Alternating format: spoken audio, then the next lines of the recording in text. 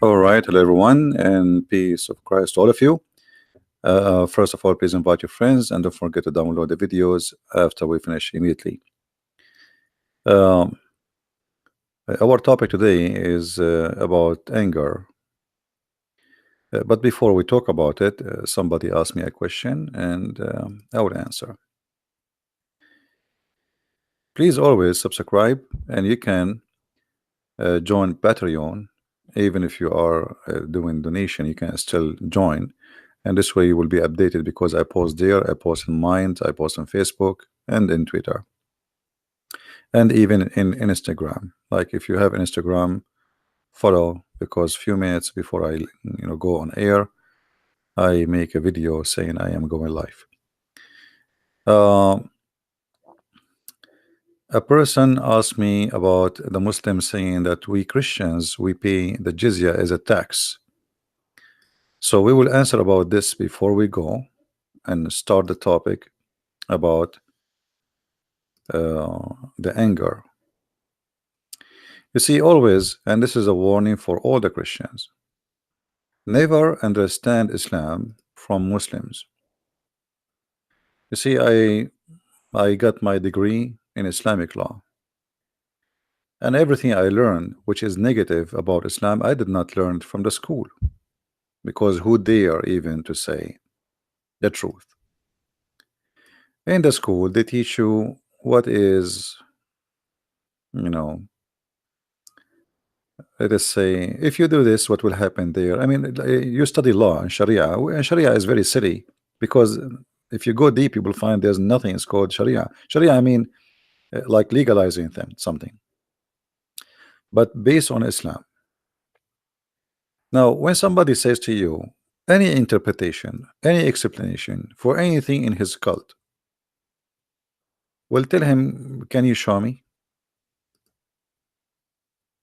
The Muslims, when they make text, like I saw the comments of the Muslims, angry Muhammadans, because many Muslims are leaving Islam. Like in the last 48 hours we have 3 Muslims left Islam, just live on air, not the one I speak to them under the air.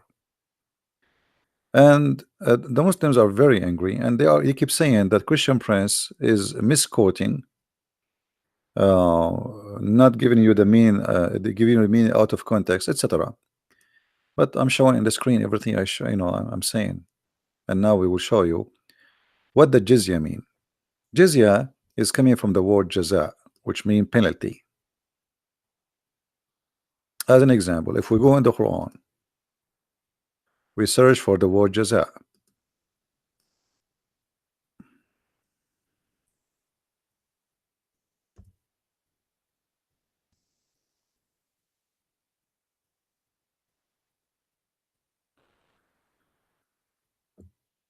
All those verses here speaking about jaza, look how many.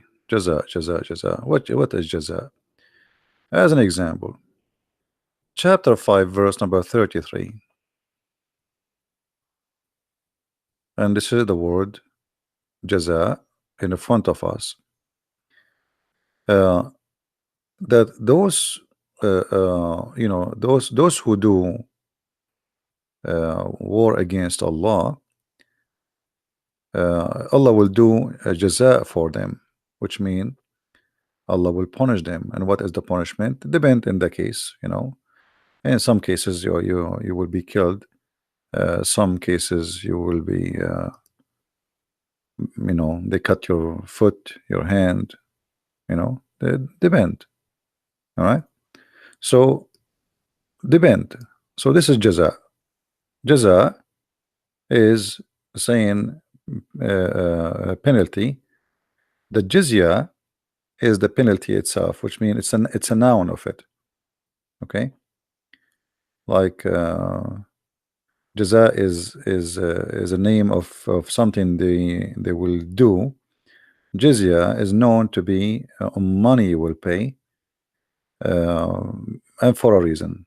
Now, what is the reason? This is Ibn Kathir, chapter 9, verse number 29. You can read the chapter, take your time and read by yourself. But if we go here, Ibn Kathir, he explained what is the jizya. And here right away you will see how the Muslims always they lie to us. And that's why I say, don't ever trust them saying anything to you about the cult of Islam. Very rarely, I believe strongly, me myself, that the only one will be truthful if you speak to him about Islam is somebody he belonged to ISIS. Those are brave people. When I say brave, I mean they are not shy. I believe they are coward, but they are brave to say what they believe. I say they are coward because they attack, you know, people unarmed, women, children, kidnap them. Very coward. But they are brave to say what they believe. The rest of the Muslims, especially those who live in the West, they sneak around. They don't really like. There's a Shia guy. His name is Imam Tawhidi. I never saw a liar more than him. I mean, this guy even he did beat Muhammad. Paying jizya is a sign of kufr and disgrace.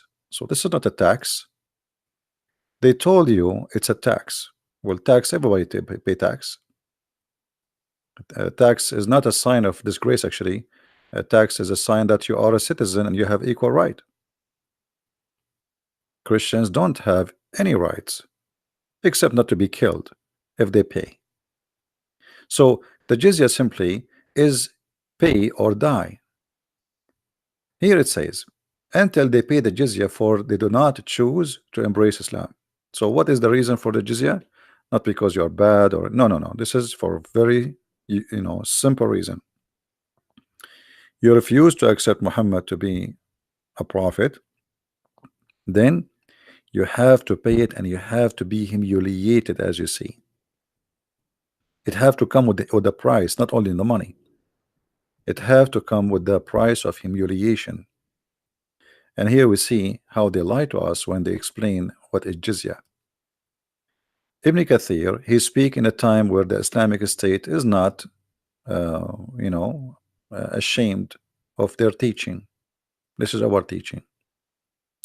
But if Ibn Kathir was an immigrant who is coming to the West, he will, he will cover a lot. And by the way, Ibn Kathir, he cover a lot still, because Ibn Kathir, he lived in Syria, where there's a lot of Christians, and all his interpretation was to defend Islam, not really to explain. So here, you see Ibn Kathir saying, and feel themselves subdued, disgraced, humiliated, etc. Therefore, the Muslims are not allowed to honor the people of the Dhimma.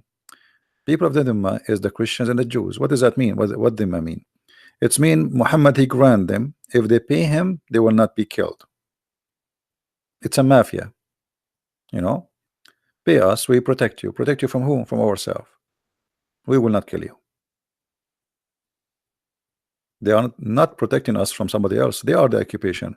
All those countries you see in the Middle East, none of them have to do with the Arab, as an example. Muhammad, he came, and after him the Muslims, like they went all the way to Iran, they went all the way to Egypt, Libya, Algeria, Morocco. What those countries have to do with Islam? Nothing. What those are African countries. And imagine now, just because of Islam, this is what Islam does.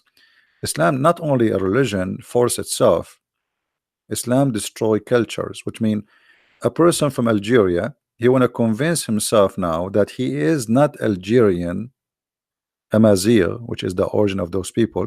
He is an Arab. Same for somebody from Morocco, even somebody from Somalia.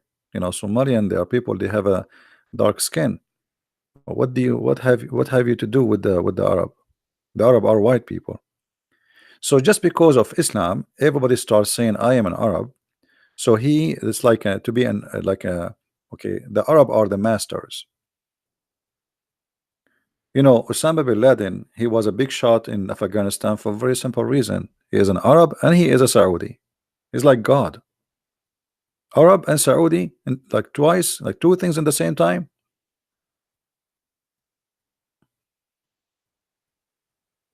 Because Muhammad is from there.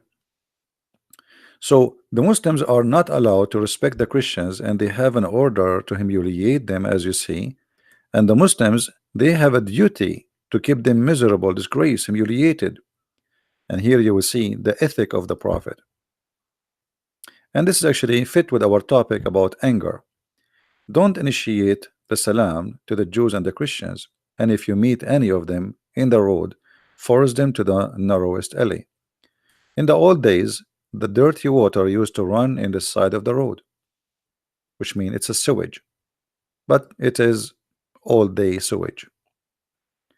So if a Muslim coming in the road and you are coming as a Christian or a Jew in the other direction, or even he is coming from the same direction you are, he arrived to your side, you have to jump immediately in the sewage. You don't change your road. You know, the Muslim, they will say to you, because it sounds like narrow alley, he's just forcing you to change your road, maybe, you know. No, you will be in the road, but you will be in the sewage. There was a video made by a Muslim. Actually, I used to have it in my computer, but I think I lost it.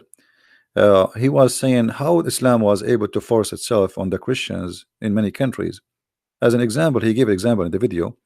You will be with your son, and a Christian is not allowed to ride his donkey facing the head of the donkey. So how he ride?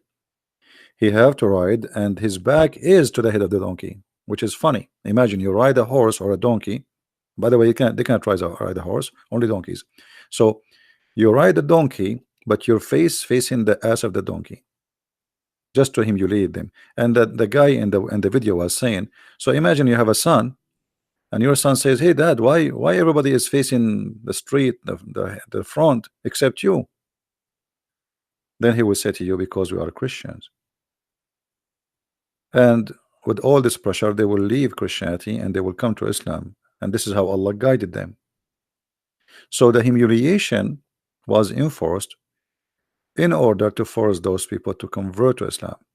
But after a certain time, when the Muslims have became a big number, and they don't want any, like they don't care really for more people converting, because the army became big.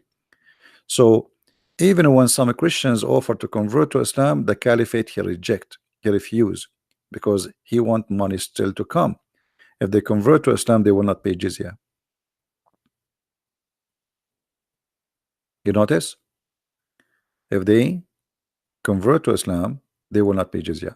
Here you see, this is why the leader, the faithful Umar, this is the caliphate after Muhammad, he with his demand, his well-known demand, the condition to meet by the Christians, these conditions to ensure their continued humiliation, discrimination, etc. So my friend, when they say to you it's a tax, that's a big fat lie. Now here you notice that Muhammad as a person, always he tried to find a solution by creating or by fabricating Quran. As an example, Muhammad, he want to kill everybody who don't believe in Allah. But why now he accepted money? Okay, don't believe in Allah, don't believe in Muhammad, pay us. Muhammad, because he is a false prophet, he is willing to compromise. A person who says in the hadith, I've been ordered to fight and kill all mankind until they say the following, which mean to say the shahada, which is converting to Islam, or you die, as we see in the following hadith.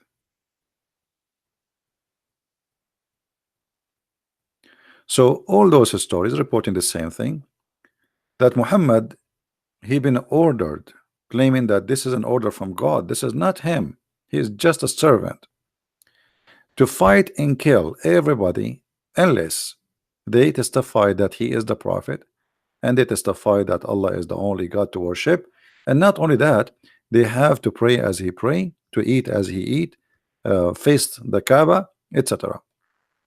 So even the food, it's not a choice for you to choose what to eat or not. You have to. So all of those together, you have to do them, and then only then Muhammad, he will not shed your blood, as you see in the front of your eyes in the screen. So Muhammad, you know, always he compromised the bend in his situation.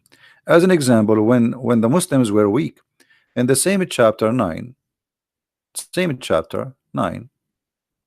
You will see in verse number 1, Muhammad, he washed his hands from the agreement of peace with the non-believers.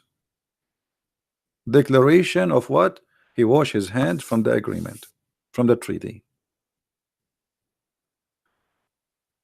Uh, which mean, I will explain it to you in a simple way.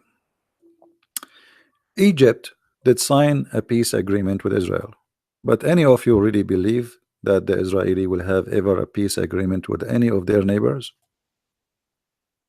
I don't know if there is any Jew in the chat. Could fight here be explained verbally? I mean, not necessarily fight by the sword. Yeah, well, can be, but my friend, he used the word uqatil, and you speak Arabic. Uqatil is fight to kill, coming from the word qatala, not like in English, fight. The word fight can be many things. In Arabic, the word uqatil, you know, it is fight to kill. Qatala is the past tense, which mean I killed. So don't go there. Secondly, did your prophet do something metaphorically, or he did kill and attack? I mean, sometimes you Fadi are you are very silly. I mean, how many attack Muhammad he did? How many people he killed? So how you can say maybe he meant it's something like he don't mean, brother? That can be like Jesus said, I brought sword, but the sword is in us. People will discriminate us. So you Muslims, you quote the verse for us, but did Jesus kill anyone? Did he carry a sword and he slaughtering? Do he have an army? So I brought a sword, and the sword is a sword, but the sword here is a metaphorical about what will happen to us. He said people will take you out of the synagogue and they will think by killing you they are doing favor to God. But in the hadith here, Muhammad, he practiced and he told you what is the fight reason. And he says clearly, I will not shed their blood. And this is how I find sometime the comment of Muslims, it's very, I don't know, naive. I mean, does it say then their blood and the property will be sacred? Does it say? Is that metaphorical? So I understand that a Muslim, a Muhammadan, he tried to defend his. And by the way, I feel sorry for the Muslims. You see, the Muslims get so upset from me when I debate any Muslim. I did beat them in any debate, not because I'm a genius, but because Islam is stupid. I mean, it's not my fault. It's not my fault. You are defending the one which nobody can defend. But let me tell you what you do usually. Usually, like what Fadi he did now. You speak to somebody is a Western, he have no idea what Islam is about, or somebody he learned 2 words about Islam, and now he want to debate you. That person you can play the game with him, not with me.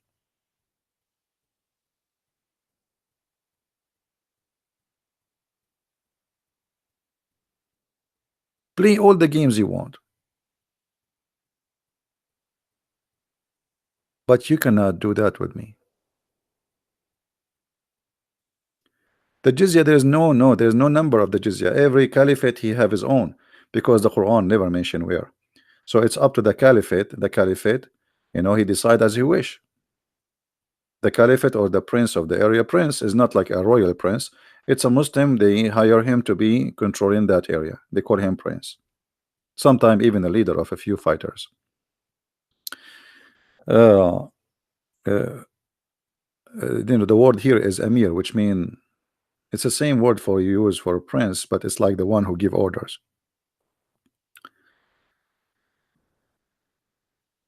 Anyway,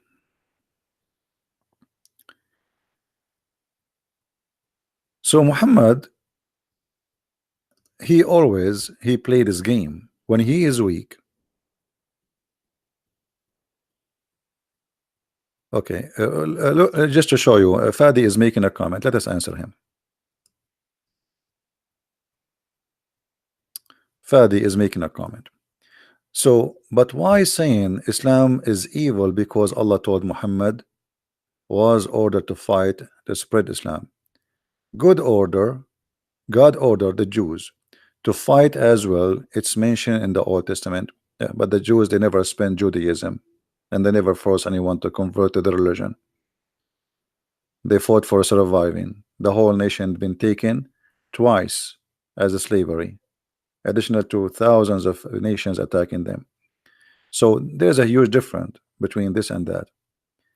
At the same time, Muhammad, as you see here, is attacking people for no reason. There's no reason. He just fabricate reasons, and this is why he compromise. So Muhammad, just for the sake of money, he compromise. You have to believe in Allah, otherwise I will kill you. But if you pay me, it's okay. This is not a decent man. Either they are kuffar and Allah order you to fight all mankind until they do this or that. But you say to me, if I pay you, okay, I'm prophet of Allah, and now if you give me your dollar, if you show me the dollar, I will not kill you. Every month I will stop in the front of your house and you pay me. You will be my cow.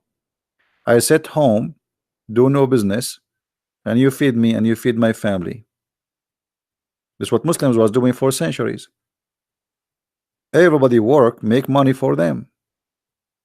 The caliphate in the Muslim, they say to you, do you know what we did in Andalusia? They call it Andalusia. They even changed the name of Spain. The money, this is the money is a theft.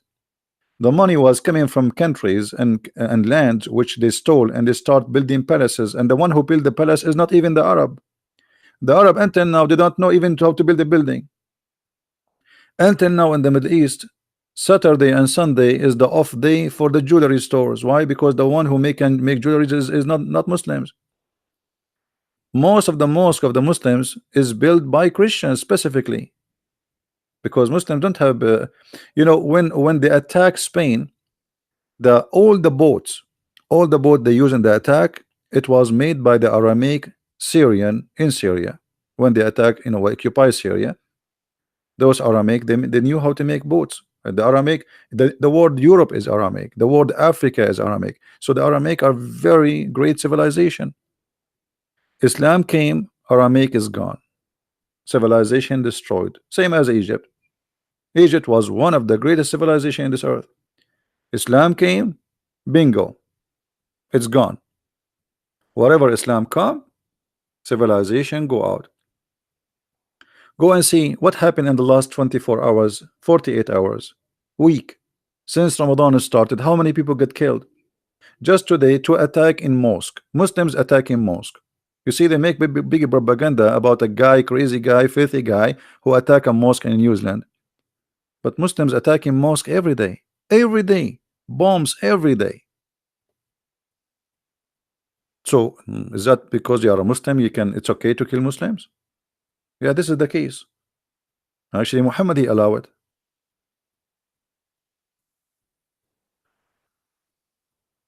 Same time, we have always to remember that Muhammad, he made it clear in the Quran that you should not, as a Muslim, go for peace unless you are not the uppermost.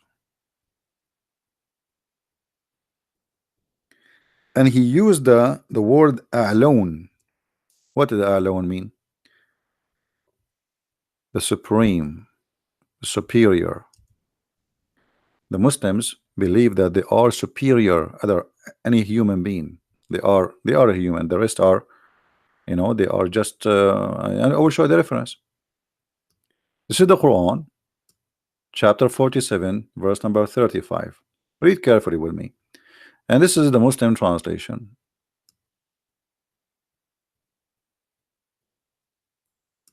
Do you see the Muslim translation? I don't know, this translation is weird. What, slacken? Slacken. What is that? This is like, what? Is that an Irish thing? It has changed this slacken madness. What's slacken? What is that? Let us see the potato Yusuf Ali. Okay. but not weary and faint-hearted, crying for peace when you should be the uppermost. The uppermost here really is not a good translation. When you are the supreme, because the Muslims are the supreme. So when a Muslim can sign a peace agreement, only when he is weak, he cannot make it. So Egypt, when the Egyptian they signed a peace agreement, the president of Egypt, he invited the Azhar sheikhs to discuss with them, and they told him no problem. The Prophet he did that. He did even the same agreement with the Jews, but when he got strong, he attacked them and he killed them all. So now we are not stronger than Israel. The Quran says it clearly, never go for peace when you are the uppermost. So when I can go for peace when I am not the uppermost. So this is a temporary peace. So if the Jews believe that they have peace with their neighbor Jordan and Egypt, that's mean the Jewish are foolish people to believe in that. You know what I mean? That would be a very foolish to believe in. That is just very, very temporary. Especially now, the Shia and the Sunni they want to eat each other. So Israel now is so relaxing because of Shia and Sunni. But look at the mistake Israel is doing, or even Trump is doing. Trump now, if he go in war with Iran, who is the one who Israel think, the Israeli think Iran is the big problem, so we need to change the regime. I don't agree. I like this regime to change, but this is not what I'm talking about. Uh, you see, if there is no Iran, Saudi Arabia will not get close to Israel. Emirates, Saudi Arabia, Bahrain, all of them, they are being so friendly these days to Israel. Why? Because they are terrified. If Iran attack them, they will eat them alive. You know what I mean? So the existence of the regime of Iran made Israel relax. The Sunni are weak. The Sunni are majority of population, but they are not smart like the Persian. All the Sunni in the Middle East, they are Arab. And we have to admit that we Arab, we are not to compare with the Persian. When the Arab they were sleeping in their tent, having a bunch of goats around them, the Persian they have science and they have, I mean, they are this is a great civilization. So uh, if not America, USA, if not Israel, the Iranian they can eat Hezbollah. Sorry, they can eat the king of Saudi Arabia for dinner, just for a dinner.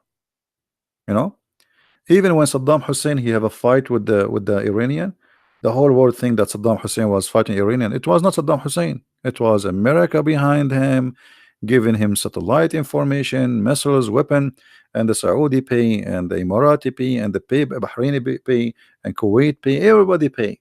Even almost the Arab, they went bankrupt because of that war. Still, they could not win the war against Iran.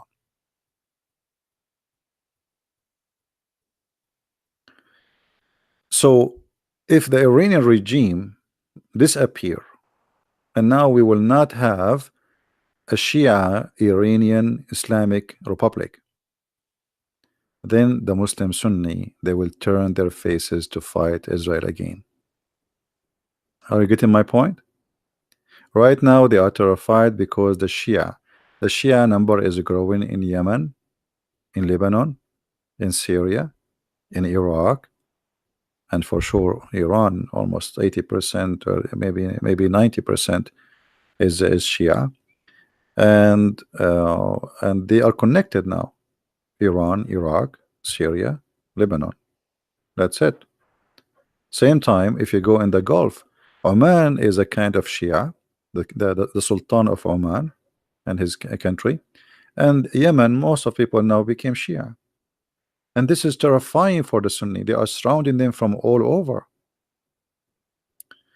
Now, suppose today we will talk about uh, anger. Should we go to the anger or continue in this topic?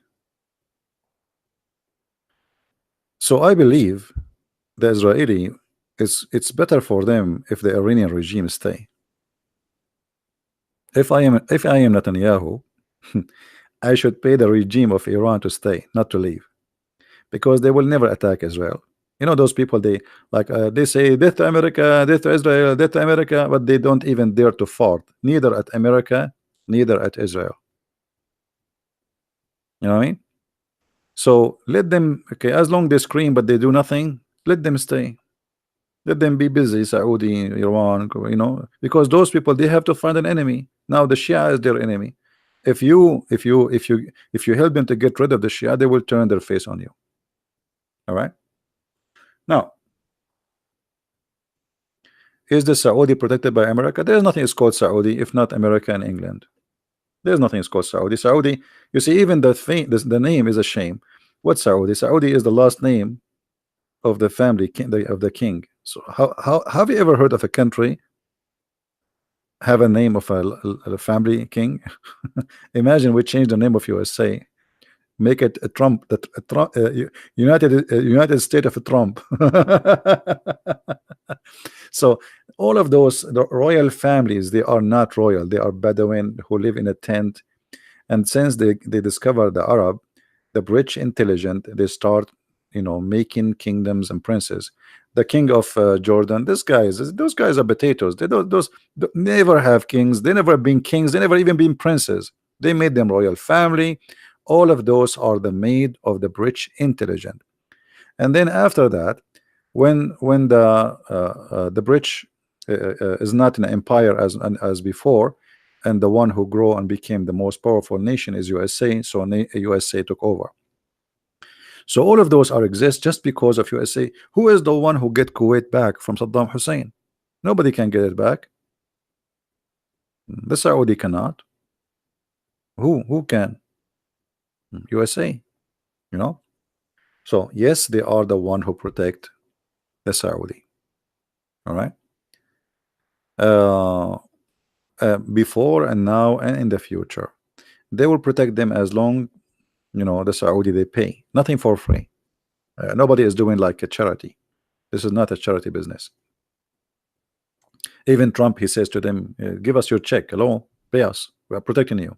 It's not even like before. They used to, like, they don't say it publicly, but Trump, he is, you know him, pay us, we protect you. Business is business. Anyway, no, this is not a blood money. This is not a blood money. This is oil money. And if somebody protecting somebody, well, it costs them money too. They send their army, etc. This is not for free. Not for free. You see, there's many countries in the world, they are getting protection of USA for free because American, they were stupid for long. As an example, Japan. Japan, they have many threats around them. They have problems with Russia. They have big problems with the Chinese. They have many problems. And just by having the American, they are secure and they don't even need to have an army. So Japan never pay a penny. So what happened? Japan became very rich in economy, very poor in army. But who need an army if somebody else spend his money in the army to defend us? Perfect. Because the American, they were fool. They defend Japan for free. All right. Same as Europe. Most of the NATO cost is American pay. Since until Trump, he came. This guy is a businessman. He's smart. He said, why we are paying to protect you? Why we pay for everything? You have to pay your shares. All of them, they get rich. Like, look at Germany, how rich it is. Why America will pay for Germany to protect Germany? So American, they've been foolish for a long time. Long time. But anyway, this is politics and stupidity. And for me, I never like Western leaders. Always I view them as a guy who just joined the circle. Like the enemy, the animals who dance in the circle, etc. I don't see between Western leaders any leaders really. I see a bunch of idiots. And the only one maybe until now he's different is Trump. But even Trump, sometimes he is an idiot, you know. But let us say he is the best idiot between the idiots, if we can say so. So he is better than them. Uh, at least he knew how to make money. Now we go back to our topic. I have a question about Islam. When women get miscarriage, the child will pull her up heaven? No, no, no. This is not for the women. Okay, it's okay. You see, we don't have to go by the topic. We can go. We can talk about the topic later. This is a question. This gentleman saying, uh, like if a woman she lose her child, she go to heaven. Oh, Susanna, sorry, Susanna, not a guy. It's a lady, Susanna, right? I apologize. The one who according to Islam, as an example, if somebody, Muhammad always he say crazy stuff. As an example, if somebody his children's they die from uh, drowning, the father, if he have three kids who die from drowning, they will go to heaven. uh, let me see if I find you. So Muhammad, he have many of those stories, which is very funny, and it doesn't make any sense anyway. Um, and even Muhammad, he says if somebody uh, he died drowning, even the man who died drowning, he is a shaheed, is a martyr, he will go to heaven, which is very funny. Um, anyway, Muhammad, he said many tons of things, uh, and they don't make sense as usual. I'm trying to find the hadith.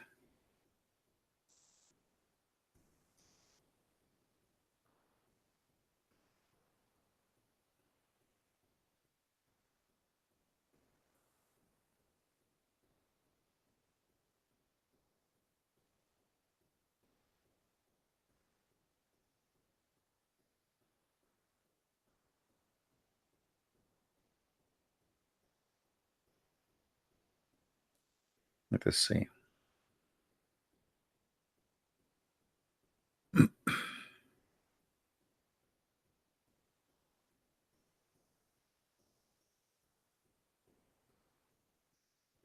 I'm just trying to remember the hadith details so I can search for it.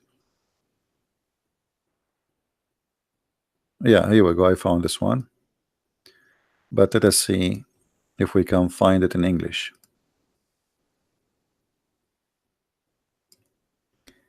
However, let us say that what you said is true. I mean, why if somebody is, a woman, she lost her baby, uh, she will go to heaven? I mean, that's weird.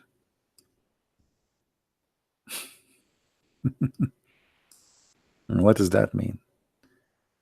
Isn't it all is happening by the will of Allah, which means Allah is the made those babies die? Stupidity, Muhammad, he says stupid things.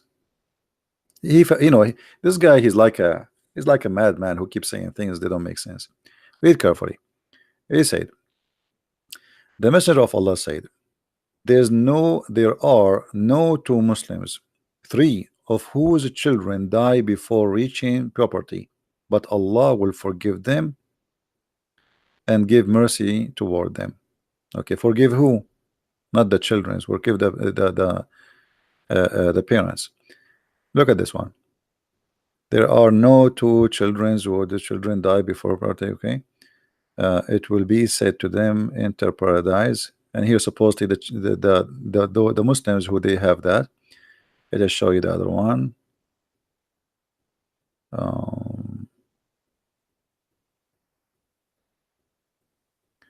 Salim, why what the Prophet says plus him, etc. There is no Muslim couple who have three of their children die without Allah admitting them to the garden of which mean paradise. So if you are married and you and your wife, you lost three children before they reach the age of being adult, Allah will take you to heaven. I mean, what is that? Don't you think this is very silly? You know what I mean? What is that?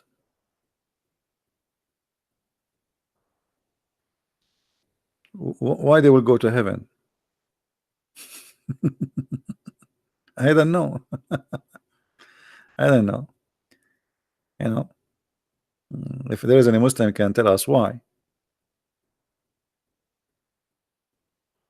There is people they lose their whole family in war and etc. Suddenly Allah is a merciful. Allah will put the sin of the Muslims like mountains on the top of the Christians. Allah caused thousands and thousands of people to die and millions. Hmm? Yeah. Anyway, so let us go back to our topic about anger management. Shall we? We answer your questions. Don't forget, please, to download the video right after we finish. Uh, look at this. Look at this dog. You know, all of us, human, animals, I mean, all, when they are angry, their look change. The look of a person or even an animal, it's different from being angry. Like as an example, this is a dog. It's called husky. Well, this is a husky. He is peaceful. Look how he look nice. So the previous dog look really scary, but the same dog can look really nice. So what the difference? Anger. Anger can even change your look. All right. Either give you like a happy, nice look, etc., or give you a look which is scary. The same creature, and that goes for a human being. Now, as long we are talking about dogs, I want to share this hadith with you before we go.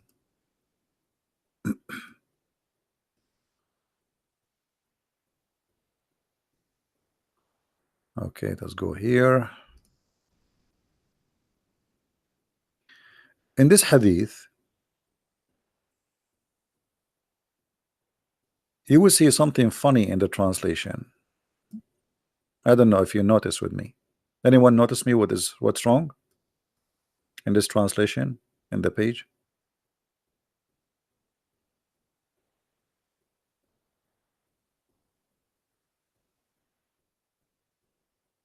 Who noticed what's wrong with this translation? Guys, if somebody want to talk to me, first you have to be a Muslim. Otherwise, we have to give a time for the Christians. Then you cannot find me really in Skype because I changed the name there because I'm getting like thousands of ads every day. Scary. So I will add only people who they want to talk to me and they are Muslims. If you are a Christian, only if it's necessarily, please. Now, what is the problem? Yeah, bite him. Have you ever heard of a prophet saying to his followers, go and bite somebody? Any Muslim there listening to this, watching this? Have you ever heard of a prophet of God? It doesn't matter what God. He's a Hindu, Buddhist, whatever. He said to his followers, if somebody is proud about his family previous to Islam, bite him. Well, what does that mean? How are you, Mr. Nur? We have a Nur. Nur is a Muslim. So, Mr. Nur, what do you think? Is that really what it says? Bite him?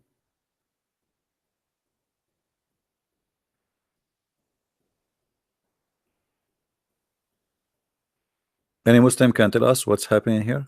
Is it really your prophet saying if somebody is proud about his family previous to Islam, go bite him?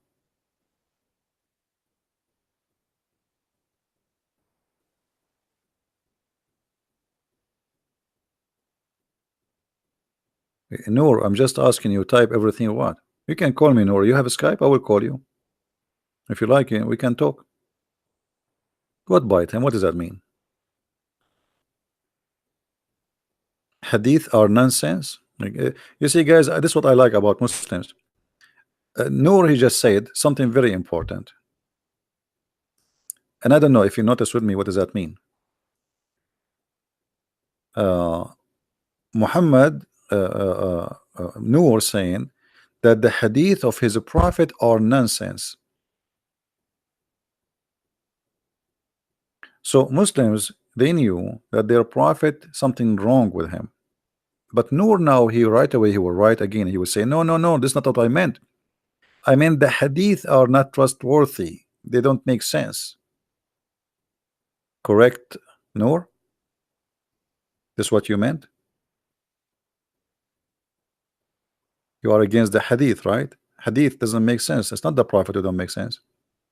Ah, guys, hadith were invented. This is what I expected him to say. I was right. Hadith were invented hundreds of years after Muhammad was gone. Okay. What the Quran is the same. Where is the Quran of Muhammad? The Quran of Muhammad never exists. Nobody have it. The Quran Muslim they recite today, it's called the recitation of Hafs. But Hafs came more than 200 years after Muhammad. And not only that, according to Muslims, he was a fraud and he was a thief.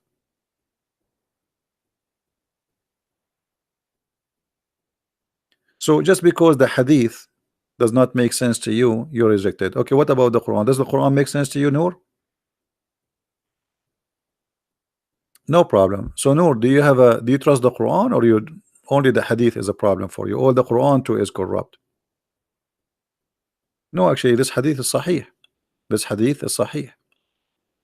This is not a weak hadith. This is sahih, as you see. So look, guys, what happened. In Arabic it says, سمعت النبي صلى الله عليه وسلم يقول من تعز بعزاء الجاهلية فأعضوه ولا تكنوا. I heard the Prophet of Allah saying, the one who is proud about his family previously to Islam, go and tell him to bite the private part. I'm not going to say the word, you know what I'm talking about. The private part of the man. Tell him to go and bite the private part of his father, and don't call him by the name which he like, which means last name. He's proud about his last name. Don't call him by that last name. So look how the Muslims, in order to fabricate the meaning, they are ashamed to say the Prophet says go and bite his private part. They said go and bite him. And this is why Noor, who is a Muslim, he said does not make sense. I agree. This is a false translation. It doesn't make sense.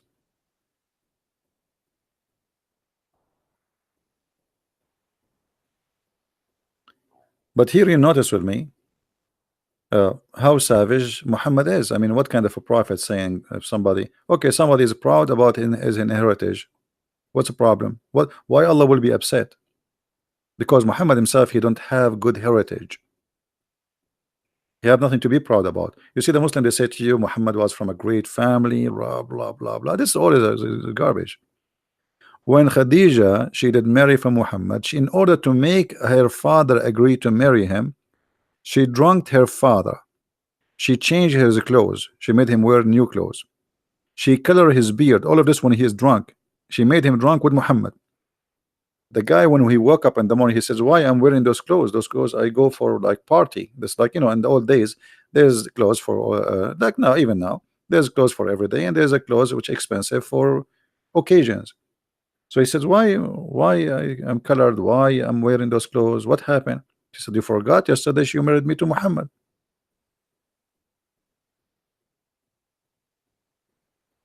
And when he heard that she got married to Muhammad, he took his sword and he wanna go and attack the family of Muhammad. He wanna take his cousin and his family and his tribe to attack Muhammad. There is no way I will marry my daughter to Muhammad. Why? Because Muhammad is not from the same level. And here you notice how bad the situation is.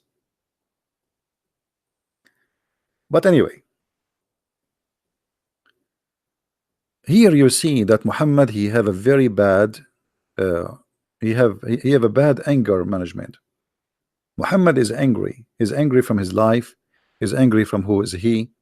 He's angry. He is not confident, to the point if somebody is proud about his family, go and bite him, or let us say bite the private part of his father. But Muhammad he claimed that he and his family are the best. So why,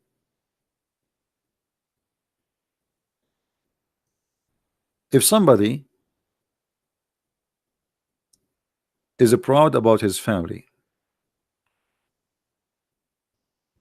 tell him to go and bite the private part of his father? But if Muhammad is proud about his family previous to Islam, it's okay.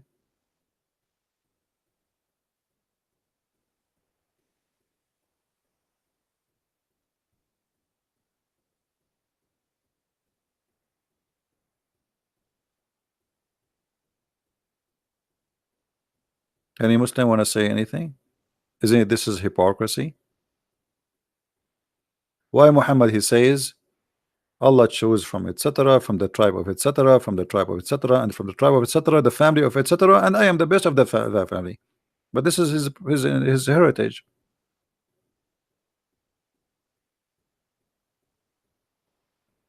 So why he can be proud and someone else cannot be proud?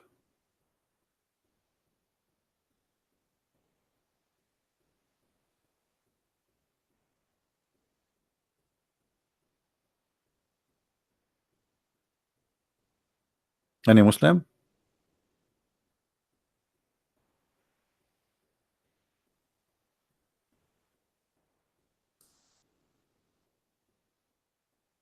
No Muslims want to answer?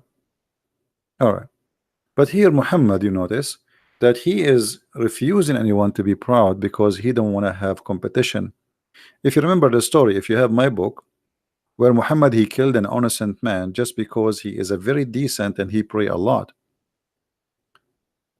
Muhammad he ordered Abu Bakr and Umar and Ali one after one to go to kill the guy. The guy is praying in the mosque just because before he arrived they were saying this man is the best ever we saw. Muhammad he told them that this is the shaitan, but the guy did nothing. He killed no one, he harmed no one.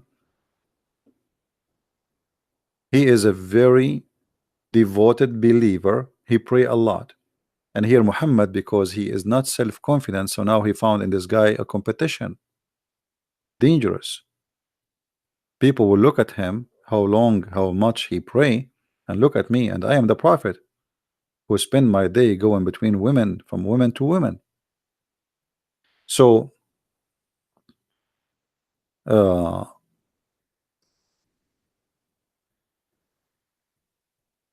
Muhammad, he cannot accept anyone to be better than him, and that bring his anger. Same time Muhammad always prove to us that he is a person who have no control of his behavior. And here we're not talking about his sexuality, we spoke about this many times before, but even about his anger, which come with violence. Maybe many of you do not know that Muhammad he used to beat Muslims. He used to beat them up. You know, you are the leader and nobody can beat you up back, and you're prophet and nobody dare to say to you, because you have an army, he's a king now. Muhammad he used to beat people unjustly. Is that correct, Muslims? Is that correct, Muslims, or I'm lying? Is that true that Muhammad he used to beat people up just because of his anger? Not only he beat them, he used to curse them and use a bad language with them.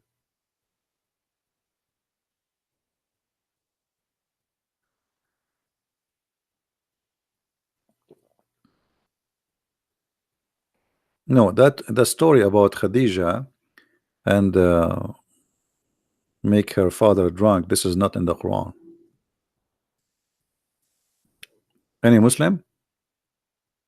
Let us go to the hadith. Read this hadith with me. And actually all of those stories are sahih, which means they are very, very correct. Muhammad, he used to hurt, he used to whip, he used to beat people for no reason. And look Look at the madness of this man. He claimed that he made a condition, he made an agreement with Allah. He put conditions in Allah. Okay, what is the condition? Anyone he beat him, he cursed him, he said the F word to him, Allah will make that a blessing to the one who the Prophet beat him. So if you like to get a blessing from Allah, let the Prophet beat you. The Prophet get angry. The Prophet he said the F word to you. The Prophet he's he whip you with the and then you get a blessing. Read. I'm not making things up. Aisha reported that two persons visited Allah Messenger, and both of them talked about a thing, something, which I'm not aware of. She didn't know what they were talking about. But that annoyed him, and he invoked the curse upon both of them. And he heard, etc., blah, blah, blah, blah. And then she said to him, why, what happened? He said, uh, the good would reach everyone, but I would not reach those two. He said, why so? I think she said, I said, because she said, this Aisha, because you have invoked a curse and heard over them. He said, don't you know? Don't you know? No, she don't know. Aisha, she don't know. Don't you know? Okay, know what? I am a human being, and that for a Muslim upon whom I invoke, curse or hurt or hurl, etc., make a curse or a purity and reward for him. I mean, the translation here is really horrible. This guy, I think he is using Google translation. It is, you see the other one. I mean, what is the translation? This translation is, O Allah, I make a covenant with thee against which thou wouldst never go. I am a human being, and thus for a Muslim whom I give any harm, Muhammad doing harm to who? To Muslims, or whom I scold, the one I hurt, I whip, that even translation here is not good. I whip him. The one who invoke curse upon him, the one even I beat him. Make this a source of a blessing and purification until the day of resurrection. So Muhammad, he made conditions, he made an agreement with Allah that there is people who beat them who he should not beat them. He agreed that he is not being fair. He agreed that this is not right. But what he can do with his anger management, he found a solution. I beat you, Allah give you reward. Muhammad, he will not control his anger management, but Muhammad, he found a solution. I'm not going to change. I'm not going to promise you I will not beat you no more. I will not curse you. I won't say the F word to you. No. I will keep doing that. My anger management, there's no solution for it. But I have a good news for you. I say the F word to you, Allah give you reward. I beat you up, Allah give you reward. So if there is any Muslim would like to get the blessing from Allah, then here we go. Noor, you want me to come to Paltalk? Yeah, I saw I could not find his name in Paltalk. This name is sorry, in the Paltalk. Okay, let me open Paltalk. We have a Muslim wanna call me in Paltalk. Let us see what you wanna say.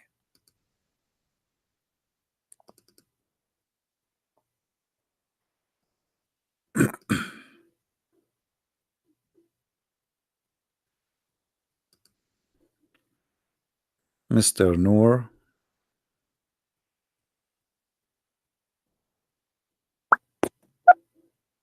Okay. I am in Paltalk now. I will look for you, Mr. Noor.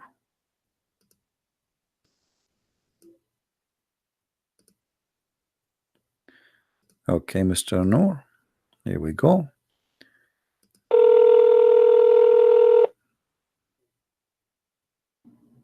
Assalamu alaikum. Wa alaikum assalam, Mr. Noor. How are you? Hold on 1 second. Let me mute your stream. Okay, can you hear me? I do hear you. Please just be sure you mute YouTube so we don't have duplicate of voice. Yeah, 1 second. Let me put on my headphones. Actually, God will. All right. Keep YouTube I really running, won't but just mute the sound.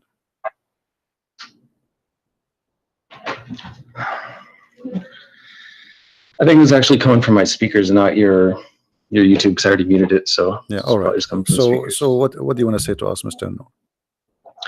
Well, so I think we should keep it organized a little bit. So if you want to just ask me a few questions, whatever you think about Islam, I can answer it, God willing, and then I can just ask you questions so we can kind of. No, I don't want to ask really questions. I want you to tell me something good about Islam, anything.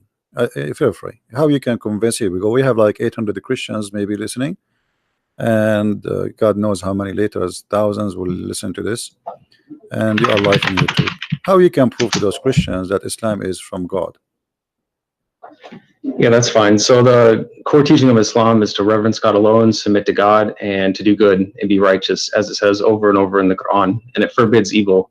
And clearly says that those who believe and do good works will go to paradise, God willing, and hell is the abode of the criminals. The main teaching.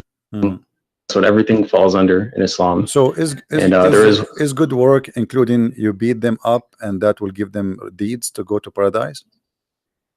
Beat who up? Yeah, like here the hadith in front of us, here it says that the Prophet saying that the one who he beat him up, he made a condition with Allah that he will give him reward. So the Prophet, he beat you, or even he cursed you, or even he said a bad word to your mother or your father, like, you know, dirty language, and that will give you blessing from Allah, and obviously that will take you to heaven. Is that the way to go to heaven? No, that doesn't make any sense. And I don't follow hadiths, and I don't believe him anyway, because there's no way to verify him. They were just written hundreds of years after he was gone. No, this is sahih. Okay, so you believe in the Quran only? You don't believe in the hadith? Yeah, no, because the Quran is from God. Hadiths were just invented by men for what they thought that they heard him say. They're additional books, and there's no way to really verify whether or not he said that. All right. What about the Quran? If there's any way to verify that he said anything in the Quran? What is the proof that the Quran is from God anyway? How you can prove to us I'm okay that the Quran is from God? Well, as long you said you want to verify. Yes. How you can verify? Well, I don't think that there's a way to prove it 100%. I believe it is. However, there is some evidence that it is. Like what? Just based off what it teaches. Well, like the prose and how it's written, how clear it is. How clear? Just the overall style. I don't know. The yeah, Quran how clear it is. My friend, as I know, the Quran says nobody understands the Quran save Allah. So how clear it is? No, it says it's in a clear Quran. I know you can hear the typing, but I'll find the. No problem. Take your time. Yeah, so 3669, in the name of God, the Almighty, the Merciful. We did not teach him poetry, nor does he need it. This is a reminder in a clear Quran, and it tells us to think and to reflect about it. At the same time.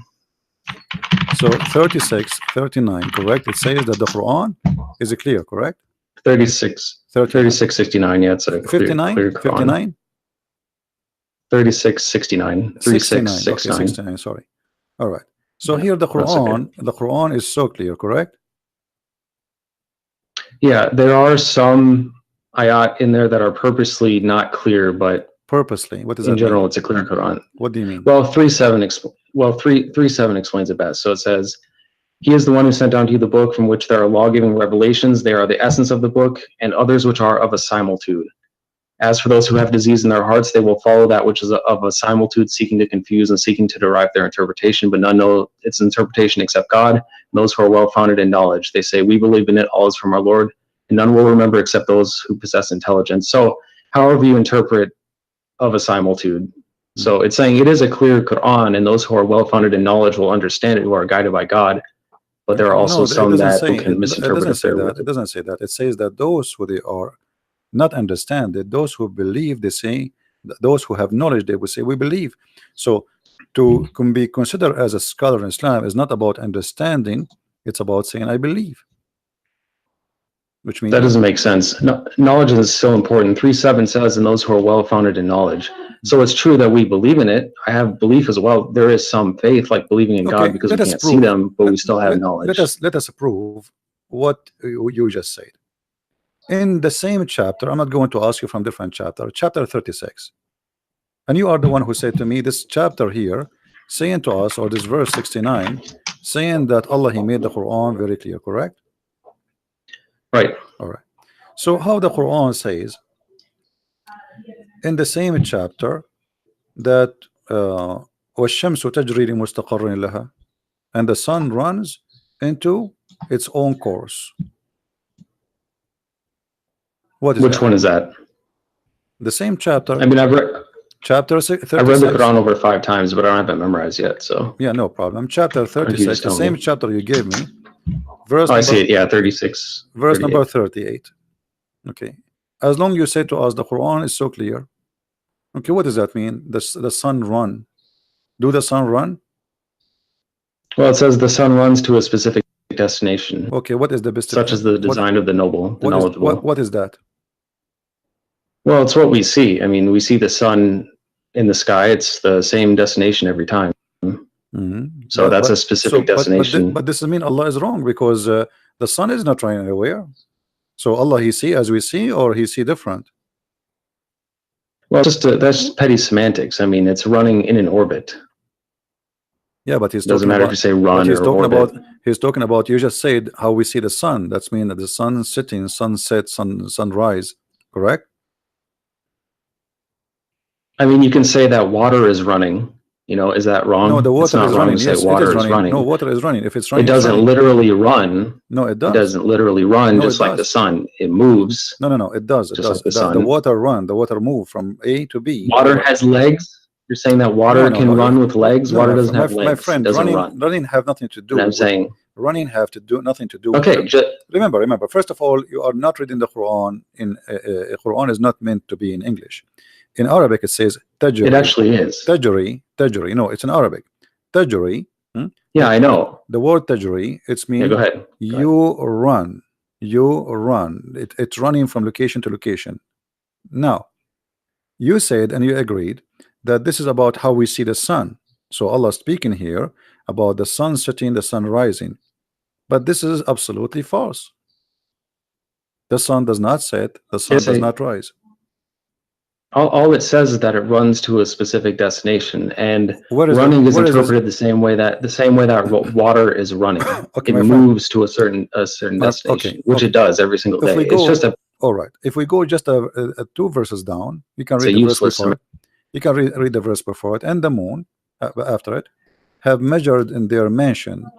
The Quran believe that the moon have mansions, and this is what the religions before believe, that the moon he have mansions, he live in the places, and he move from place to place. And people, even the Sabian, they used to go, and when the moon disappear, they go to the second town to welcome him in the other town, because this is a new moon. Now here you notice that the moon have houses, and he says to you, and he run in the old way, as it was in the old way. But this is not true. I mean, this is false. Now if you go in verse number 40, it says, it's not permitted for the sun to catch up the moon, nor can the night outstrip the day. Each just swim along in its own orbit. Is that correct? Yeah, swimming in an orbit. But let's take one thing at a time. It's also to quote the Quran correctly and not just interpret it, like not just use your own words every time. So 36:39 says, and the moon we have measured it to appear in stages until it returns like an old palm sheath. Which it does. It's like the different stages of the moon, which is. But here it says it live in mansions. Is that true? There's mansions for the moon. No, I'd say that in the Quran. It says. It says it appears. It says it's in front of us. Everybody can read. I'm reading your Muslim translation, not my translation. Yeah, which one are you talking about? 36:39. Yes. Yeah, it says, and the moon we have meant to appear in stages.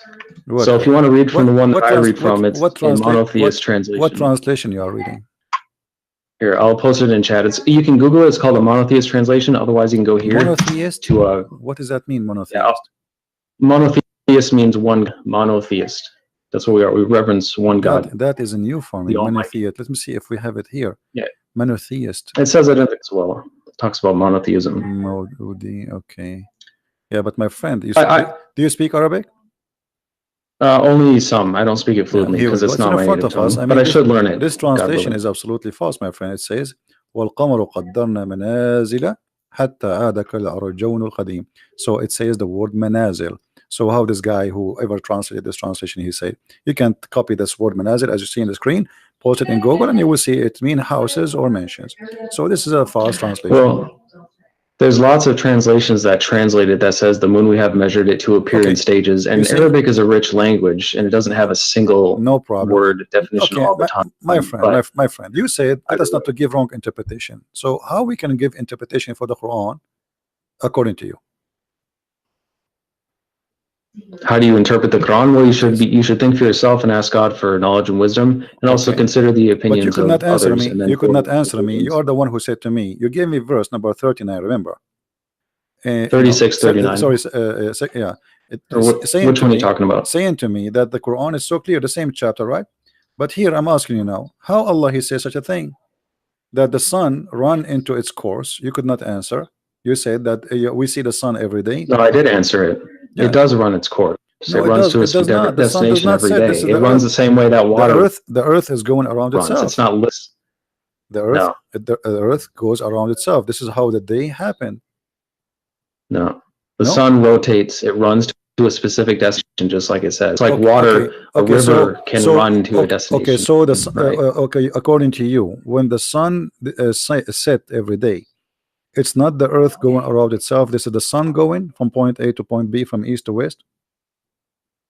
Yeah, and even no matter what you believe about it is also speculation. There's no point in even debating that because you have no way to measure what it's doing besides what you can observe on Earth or what you trust what others say, because you have no experiment that you can do for yourself to determine what it's actually doing. You know what I mean? So it's pointless to argue about that. So, but there's no way for either of us to prove it. No problem. I will not argue about that. But you just confirm, and everybody heard you, that according to you, according to the Quran, as you understand it, the sun every day go from the east to the west, correct? Well, it's how do I say it? There's no, it's nitpicky. I mean, the sun does its course every single day, just like it says, it runs to a specific destination every day. You know, it has its cycles. I mean, there's nothing more to really argue about in that sense. You know? So, see what the point is. So now we you know, I will not going to argue about this. Is your opinion, and you think it look like you know better than me about science. But the Quran says, as long as you agree that the sun goes from point A to point B every day, some morning, afternoon, and night, the Quran says that the sun set in the murky water. What do you think? Okay, so I'll continue to answer, God willing, but I also want to ask you a few things as well. So for now, I'm letting you talk about the Quran and ask about the Quran, which I'm fine with. But I also want to discuss Christianity and a few things that you might believe as well. No problem, but you know, our topic is Islam, but I don't know why you want to change. Well, it's Islam and Christianity because you're a Christian. It's not just Islam. No problem. Let us finish this. So now the sun's run every day from A to B according to you, and then the sun set in the murky water, chapter 18, verse number 86. Yep, I know what you're talking about. Let me read it again. Yeah, until he reached the setting of the sun, he found it setting at a hot spring, and he found people near it. We said, "Oh, two-horned one, either you shall punish or you shall do them good." I don't know what this means. I don't know what God means by it. But remember, just because the Quran is clear, you told me understand everything. You told me that the Quran is clear. It is clear. Okay. But that doesn't mean that anyone will have some things that God teach that we haven't learned yet. And nobody on this earth might know yet. So what do you mean? What do you know? A second ago, you told me that the sun goes every day from point A to point B, which everybody knows. Well, just like you in the. Go ahead. What were you saying? Everybody knows that what you said to me a minute ago. The sun does not go anywhere. The sun does not set, and you said no. This is what happened, and everybody in the chat don't agree with you. This is scientifically already proven to be false. So the Quran, according to you, the Quran is a false book teaching such a false information. And now we are showing you Allah saying the sun set in the murky water. And instead of saying to me, I agree with Allah, yes, the sun swim every day and sit in the murky water, and maybe this is what it's meant, that the sun run in its course, as you said. This is the course of the sun. Every day go from the east to the west, and then jump in the muddy, dirty, hot water. Well, so the first we're talking about running to a specific destination. There's no problem with that, even if some people disagree. It runs to a specific destination, as I've explained like 4 times. There's nothing wrong with that. It means exactly what it says. That's clear. As far as 1886, it can be interpreted, well, how it says. So it says, until he reached the setting of the sun, he found it setting at a hot spring, which means he could be at a hot spring and he found it setting. It's, even if things are perfectly clear, some people might interpret things different ways. Okay, just like the Bible, you don't understand everything that the Bible might say. My and you friend, have different interpretations. Okay, hold on. Here, if we go here, it says, first, who is the one who's talking in this verse? Who is it talking about? Who is talking? No, who is talking? Who is the one saying until he reached, when he reached? Who's talking? Well, it's the word of God, so it's God talking. Okay, so Allah is talking. Yeah, Allah is talking. Yeah. Allah, he says, until when he, so he's talking about what? Talking about someone else. Until someone else. Okay, until is what? Is about timing, correct? Timing and location. Until when he reached the setting of the sun. How he can reach that? Where is that? Yeah, I don't know. He did actually get to where it sets. This idea that it just is a million miles away is nonsense, and I don't believe that. And neither of us can prove it either. You can believe what people tell you if you want to believe it without proof. No. You see, I'm talking to you, my friend. I'm talking to you. I don't care about what people will tell me. I'm trying to find out from you what you believe in this. You said the Quran is. Well, it can be figurative as well. Okay. Reaching the setting of the sun, meaning timing. No. Like it says, my friend. Yeah, until you reach that time. No, my friend. Listen carefully. Look. Let me explain to you. Here it says, Allah is reporting a story about a man, his name is Zulqarnain. And this guy, he keep walking, he follow a road. And this is took him years. And then when he reached the setting place of the sun, he found it set in a spring of murky water. So now Allah is reporting for us supposedly what is a fact. He is telling us things we do not know. What happened to a guy who passed in time before us, correct? Okay, so when he say he found the setting place of the sun, what is that? How that can be true? The sun set everywhere. Look what he said. It doesn't set everywhere. It goes below the horizon. That's all we know. Or it sets in a literal spring. No. So you believe that the sun set in the water, according to you? I don't believe it, but I think that it could be possible. According to this, I mean, that's how you could interpret it. That's possible. So according to Mr. Nur, that it's possible that the sun set in the murky water and goes from the in east a hot to the spring. west in a hot Not water. Murky. Okay, actually, yeah. Yes, it's hot. You agree with you because the well, it does say dark. Hamia. I mean two things, by the way. Hamia is a when they make I don't know what they call it in English, like when they make the bricks. You know what I mean? So the water of that brick, it have to be hot, and then even the brick itself, they burn it after that. So the Quran confirmed that the sun every day goes and jump in that pool, which is a spring of murky water. But how big the sun and how big this spring of murky water? The sun is so big. Do you think the sun is like a small lamp or something?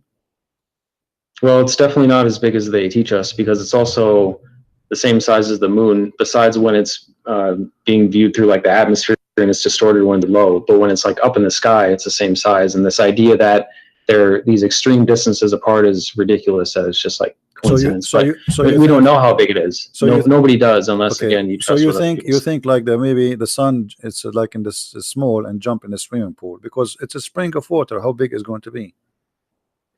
Well, it could set in that. I mean, look how big the Earth is. Yeah. It's not Let me ask unlikely. you, this spring of water is where? Is it in the Earth? We don't know. It's wherever the sun sets. But the Quran is clear. About. Nobody knows where it is. But the Quran is clear. It is clear, but it's not an encyclopedia of everything. Just like the Bible is. It doesn't explain every single thing, because that'd be way too big. All right. Even though it's clear. If we go down a little bit, it says, then he followed another way. Verse number 89. And then it says the same story again reported, but in the other direction. It says, until when he came to the rising place of the sun. What is that? It says, so when he reached the rising of the sun, he found a Actually, rising on a people for whom we did not make any cover except it. yeah. Where is the rising place of the sun? Wherever it was, wherever he reached it. It doesn't say. But that's mean It's not an encyclopedia. It's not going to say but everything. that's mean there is a place where the sun rises according to Allah, correct? Yeah, sunrise is a specific location. And that is a specific location, as you said. So guys, there's a specific location according to Mr. Noor where the sun rise, and that is told by Allah, and this is something nobody knows before, correct? Is that something people Say that know? again? Is that something people know yeah, I mean, before, or something this is new discovery? This is new science. People might have known it. I mean, we don't know how old the Earth actually is or how many civilizations came before us. They may have known that. They may have found it, may have been able to study it better than us. Okay. Now, if we continue the story, he found people there, and then Zulqarnain, he moved, and then he found a group, and those group, they have a problem. There's people or nations, two nations. They are called Gog and Magog. You know the story of Gog and Magog. Okay, so he, they told him to build a dam between them and the people of Gog and Magog. Right. Okay, where are those people? How come we did not find them until now? I mean, it's irrelevant. We don't. Who cares where? It doesn't say.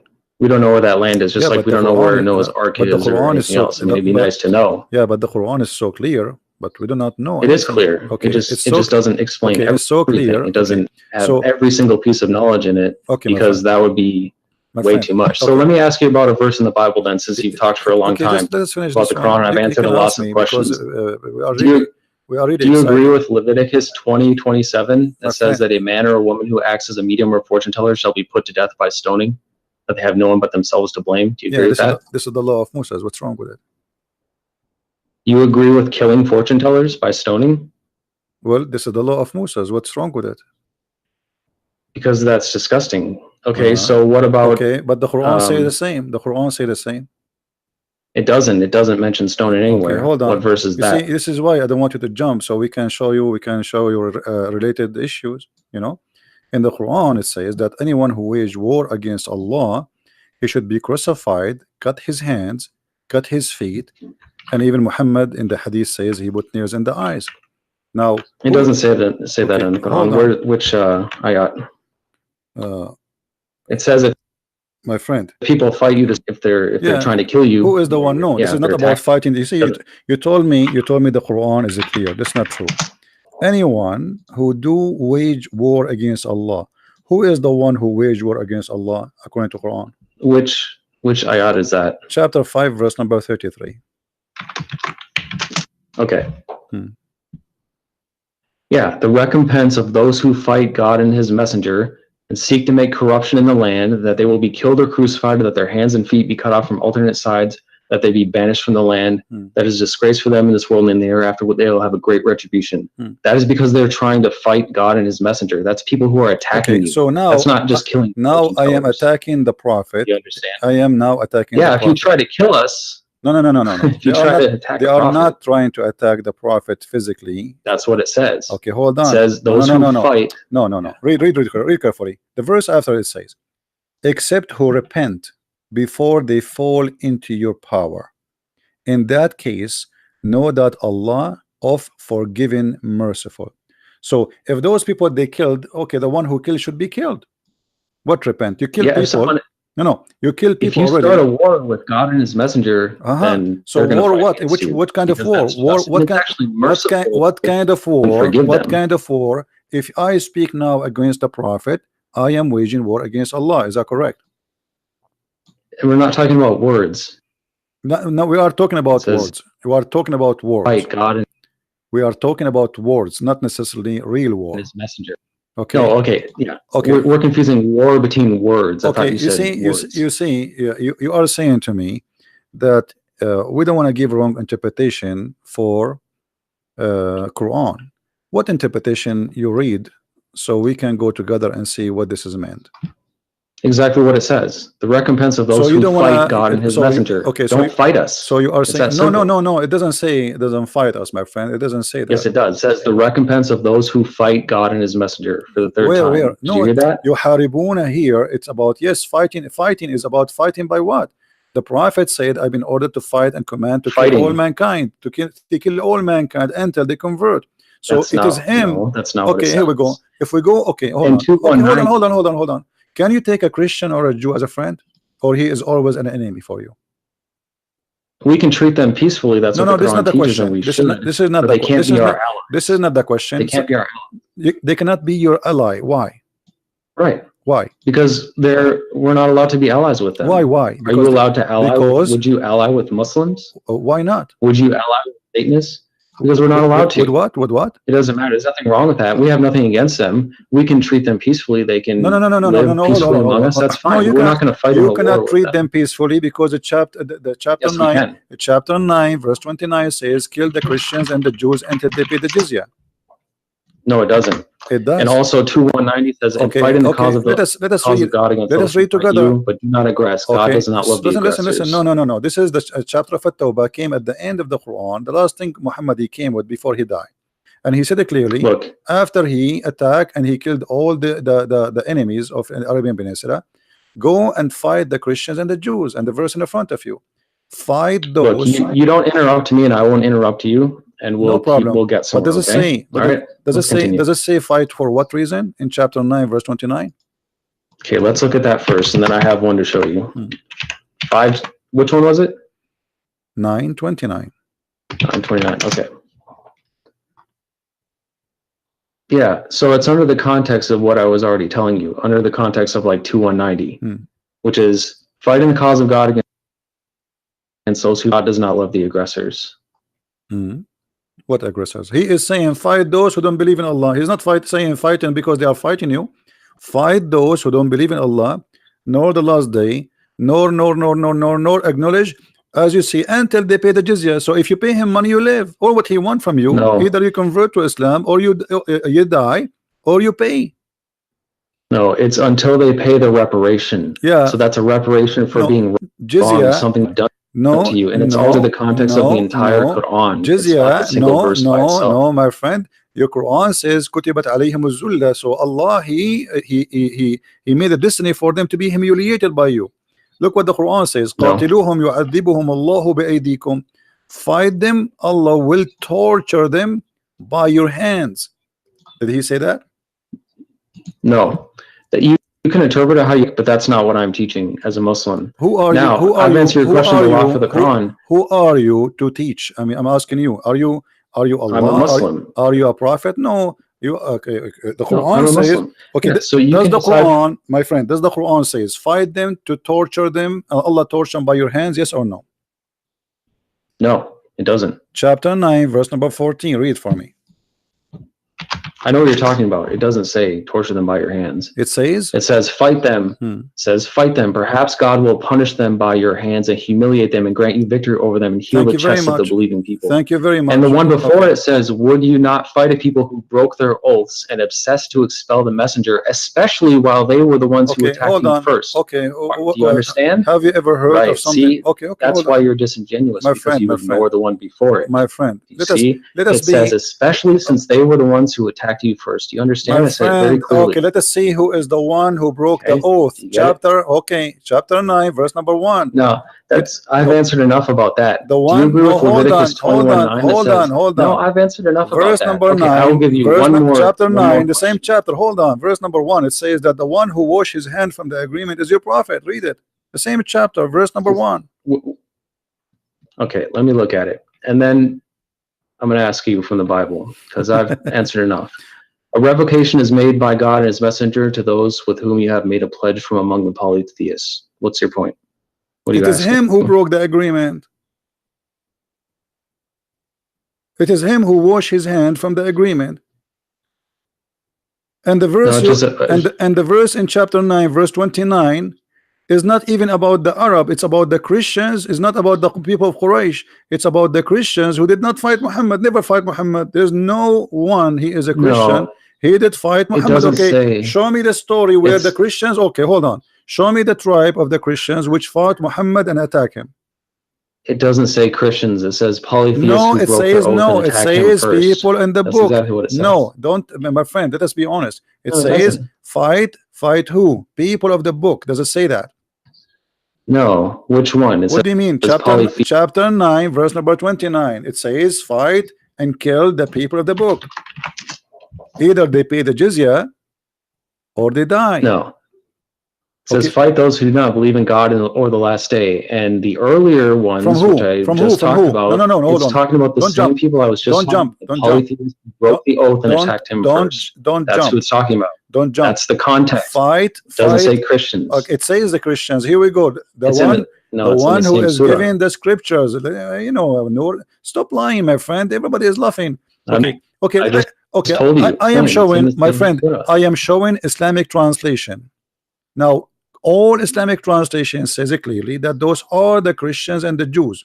Why you? No, are it doesn't. It doesn't mention Okay, read with Christians me. like I Okay, just said. read the screen. Now, Read the that's screen. enough of that. I answered Read the clearly, screen. No, like read the 3 screen. times. No. I want to Do know. you I wanna agree know, with Leviticus I wanna 21:9 know. My that friend, says a priest's daughter who loses her honor by committing fornication thereby dishonors her father also shall be burned to death? My Do you friend, agree with that in the Bible? the law of Moses is the law of Moses and fit for the time they live in thousands of years ago. It's in the Bible. I agree It's with still in the everything. Bible. I'm making it simple for you. I agree with everything in the Bible for that time. So we agree. So yes. We it's agree. still in the Bible. Now listen, So you don't agree with change it the topic. now. Don't change the topic. You're trying to run. We No, can go. We can go to the Bible. You've talked about I just Islam told you. for the I just first told you. 30 minutes, I and just I've told you. I answered all of your agree. I just told you. I agree with everything written. This So is the you law. agree This with is the killing law. This is girls the who are law. virgins. This is the law was given to the people at that time, and I agree with it. You see, you are. So it's no longer valid. Let me show you. No. Because this is the law of Moses. There's a law given to the Jews. But you're saying that there's Listen, even your God, hold on, even your God says that this is the law we give to the Jews. Here we go. The same chapter we are reading from to show you how hypocrite you are. In chapter 9, verse number 28, it says that Allah he gave the order to the Jews if somebody killed an innocent person as if he killed all mankind. Is that correct? That still applies today. So no, it does not apply today. No, it does not apply today. How would they know you that Muslims, you kill it every. says clearly You in the Muslims, Bible. you kill innocent people. You Muslims kill No, I innocent don't. people. You Muslims. You're a liar You because see, I here we haven't go. harmed a single I'm innocent proving person. you. Why are you I'm lying? proving you that you are a liar. It says in front of us, fight those who they are, Christians and Jews. Read the translation. No, it doesn't say that. Okay, read it doesn't say that. Read the translation. It's in front of us on the screen, please. Let me look. That's not a right translation, and it doesn't Okay, say choose Christians, different even the one that translation. you No have on the problem, screen. my friend. We have Nowhere like 20. there does it say hold Christians, on, hold so on. you're proving that you're a liar on your Everybody own is laughing at screen. you. Everybody is laughing at you. Choose a translation from this website. Nah. The smart people who know what any I'm talking about are translation in laughing this at you. website. Okay, And my thank friend, God my I'm not friend, you. my friend. Hold on. Everybody is laughing. Can you please do me a favor? I'm not your friend. I'm not friends Sure, with you are not a wicked friend. Here people. we go. You just showed me that you are a person. You are a person. I don't like evil liars like you. You are a liar. You are a liar. Here we go. Choose a translation from the list. Anyone you wish. We have all this list. Look how big. Anyone he agree with you that those are not about the Christians and the Jews. You're showing it on the screen and it doesn't say Christians. That means you're a liar and a hypocrite. It says a so Christian. Let's look at the Bible. It says a Christian. How are people and hold on, to know? and I can show you the interpretation too. I will let you talk. Hold on. Here we go. This is the interpretation of Ibn Kathir. No, hold on, because you are trying to run. This is Ibn Kathir. Why you are lying? Nah. I'm still talking. This is Ibn Kathir saying those are the Christians and the Jews, and the Prophet he ordered them to be humiliated, disgraced. No. Why you are lying? It's in front of us. Why does your translation not say Christians or Jews then? No, it says that. Here we go in front of us. No, what's wrong with you? It says here the word Christian and Jews. It's in front of us on screen. No. And I don't follow that translation either because it's not. Okay, what translation you follow? What translation you follow? Okay, no. You said to me, you said to me, listen, Abdul, you said to me, how are they supposed to know that that's supposed to be for the time back then? Listen. You said to me, you believe in the monotheism. You believe in the monotheist translation. Can you read for me the verse from that translation? No, you agree that a non. Can you read for me? Can you read for me from the translation you quote from me from? So why now you don't want to read? I told you I agree with everything in the Old Testament. All you can do is yell and you can't answer anything because you know you're wrong. I told you I agree. I am not ashamed. I am not ashamed of my book. This is my book, fit for them, and this is their time. God gave them a law. Then for the record, so now I'm asking Christian you, Prince, why you are lying, Christian Prince saying this admits, verse is not about the Christians? Why you are lying? So for the record, Christian For the Prince record, admits why you that are he saying, agrees why that you don't read for non-virgins me, will- Stop why interrupting me. you don't read for me the verses which is in the Quran translation, the one you just read for me from before? Can you give me I'll the link? answer you in a Okay, hold on, moment, hold on. But Okay, oh, I'm not guys, going to let guys, you keep can somebody, interrupting me. can We need to somebody have a find, discussion can here. somebody find me the monotheism translation for the Quran, the one who told me he is reading from? Can somebody post the link? Yeah, Google it. It's Okay. pretty easy. I already read it to you Okay, as hold well. on. It I will- doesn't. It okay. says, "Fight those who do not believe in the God of the last day." It doesn't say it's in there. Doesn't say So, from who? Doesn't for say the from who? record, It doesn't say from who? It doesn't say Christians. It Okay, says, hold on, "Fight hold those who on. do not Okay. believe in God in the last day." Okay, And there's context to that, as I explained. the monotheist translation. Hold on, Quran. Yes. So for the record, Translation. Christian Prince agrees in Leviticus 21:9 that says, "A priest's daughter who loses her honor by committing fornication and thereby dishonors her father also shall be burned to death." So he's saying that any priest's daughter who is a non-virgin should be burned to death. He agrees with that. That's pretty evil and disgusting. You are disgusting. How can you say that? How can you agree with that? That's only you one are verse. disgusting, and you are a liar, because I said That's all you can do as a soulmate. This is the law. This is the law given to the Jews at their time. This is because the Jews they are very, it doesn't very much. say that. Listen. This is the law of Moses. You idiot. Even your God, he says, we gave Moses the law and the tablet. You are a liar and you are stupid. Didn't your God, he said that he gave it to Moses? It's so funny that all you can do is did your God says he gave it to Moses? Did your God say he gave it to Moses? Guys, give me the translation for this guy. Let's get him busted live on air. The translation for the monotheist. Can you give me the link? Man, can you give me a link yourself? Can you post a link? Can you post a link for me in Paltalk? Can you post a link for the translation? So are you going to go around and can you find give all me the a priest daughters and translation? burn them Can to you death give me the since you're a translation Christian? you accept? Stop being a coward. Are Give me you a dangerous? give me the translation you accept. So if you follow the Bible, are you going to go around to all the churches and My friend, find their daughters? my friend, no, since no, that's we what you don't burn. I mean, that's what You it see, says. this is how That's stupid what you you are. said. You It agree is with you that. who burn. Okay, shall I show you that Ali, he burned people alive just because they are wrong? No, he doesn't do that. So you believe Shall that I Jesus show you? is God, right? Shall I show Let's you? talk about Shall what I you show you believe, your prophet? He since I've ordered. answered plenty He of your was going to questions. order to burn people just because they did not show No, up for Friday prayer. It's our turn to talk about Christianity. So We've you talked about see, Islam for the first 30 first of all, minutes. you are not talking about Christianity, and you are a liar. You are talking about the Judaism. It's from the Bible. What do you mean I'm not talking the about Bible is Christianity? the It's in the Bible is a Bible. book of books. This is the book of the Don't Jews. you follow the Bible? And this is an order. You follow the. No, we don't follow everything in the Bible. You liar. You I will give you an Bible? example. I will give you an example. I will give you an example. I will give you an example, a very clear example. In the beginning of the Bible, it says that you the don't man. follow the entire Okay, word of hold on, God and you do say the same. In the that you hold claim. on. Did the children of Adam have sex with their sisters? I don't Yes blame or you. no? It's pretty evil. Did the children of Adam have sex with their sisters?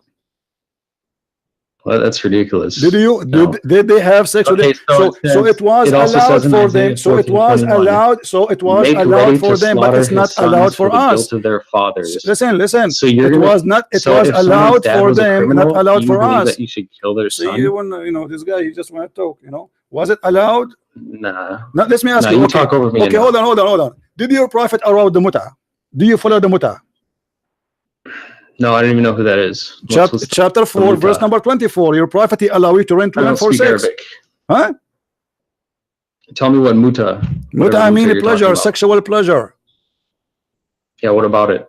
Did your prophet, he order in the Quran, chapter 4, verse 24, to do muta? You see, you are asking me why I don't follow the Old Testament burning somebody, right? It's okay. Your Quran given to you by your prophet, you don't follow it no more. Do you practice muta? No, it says, here's what it says, 424. So, in the name of God, the Almighty, the Merciful, Bismillah ar-Rahman ar-Rahim, and the end intended for the women except those main temples, the book of God is over you and permitted for you what is beyond this, if you are seeking with your money to be independent for illicit sex. As for those whom you already had to joy with, then you shall give them their dowries as an obligation. There is no sin upon you for what you agree after the obligation. God is knowledgeable, wise. It says right there, not for illicit sex. Lewdness is forbidden. So let's talk about It what you says believe. paying them. It says paying them. Okay, hold on. We found the translation. We found the translation. We found the translation you choose for us. What do you say? Shall we Why are read you it? so afraid Shall to we talk read about it? your beliefs? Shall we read it? You coward. Shall we read it? This is the translation. This is the translation. I just read it verbatim. This is the translation you choose for us. Can we read it? I just read it to you. Go ahead and read the same thing. No, chapter 9, verse number 29. We will go one by one. Chapter 9, verse 29. Why are you so afraid to talk about your religion? We did. I answer you. And not only that, I said, I agree. Now let us read together. So you agree that you should slaughter sons for the guilt of their fathers. Listen. That's what the Bible says. Guys, now answer the question. Listen at this guy. He said to me, shut up for a second. Just for a second, please. Just for a second, please. For a second. This is the translation. You lied to us and you said, you lied to us. You coward. You coward. Let me talk. You lied to us and you said, it doesn't say anything about the Christians. I quoted it verbatim. This is the translation. Shut up, you idiot. Let me talk. This is the translation you quote for me. It says, giving the book. Who are they, those who are giving the book? You coward. Who is the one giving the book? Who is the one giving the book? Why you don't want to read it? You can't even. Chapter 9. This little shut up. What a donkey. Guys, this is the translation he gave us. He said the monotheist translation. It says those who they have given the book. I'm going to call you back and you tell me who is the one who's giving the book. You liar, you coward, you have no dignity. You said it doesn't say there anything. You cut the word the book. Everybody heard you, it's recorded. Here it says, from those the people who they are giving the book, who are they the one giving the book? I will call you back.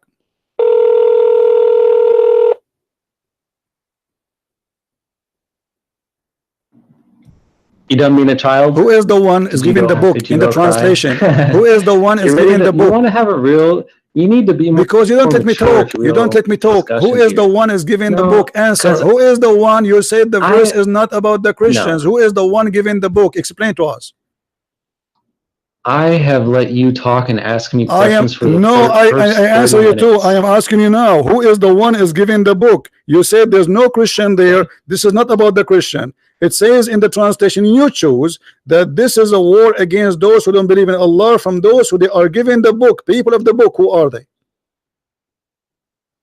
Discussion, like any formal debate. Who are they? Why you don't say, okay, tell me, no problem, we are discussing. Tell me, who is the one? Who are they? Those who they are giving the book according to Islam. You say this is not about the Christian. This is not about the Jews. Either you apologize, you say you were stupid, or you say I was lying, or you say the truth.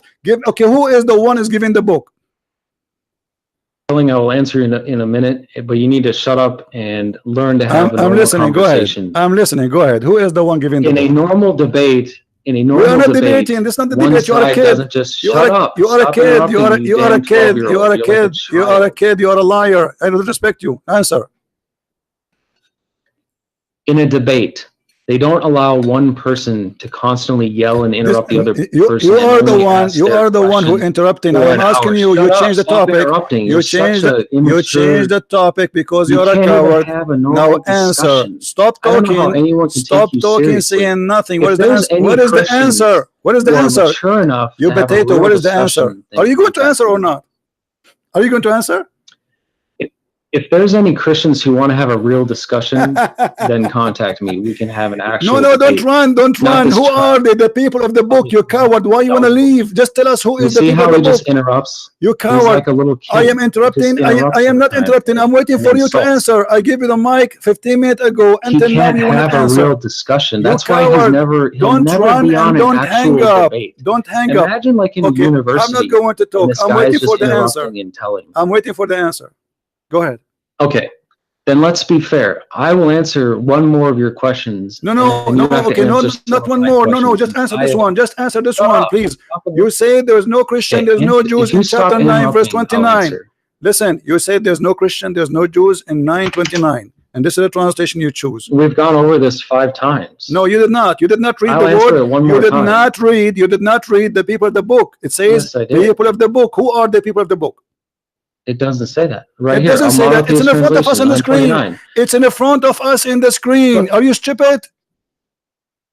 It's in the No, screen. Everybody's laughing it at doesn't. you. This is It the says monotheist group editor translation. Read it, guys. This is the translation you choose for me. Stop lying. no. Fight those who do not believe in God or the last day.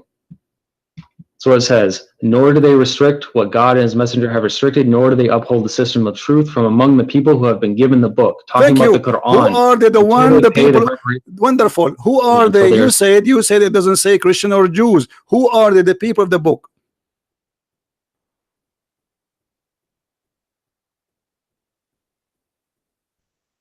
it doesn't say Quran, it's talking about the My system friend, of who truth. are they? The people of When the you give book. them the Who book. are they? The people of the book. The Hindus, the Buddhas, the atheists. Who are No, they?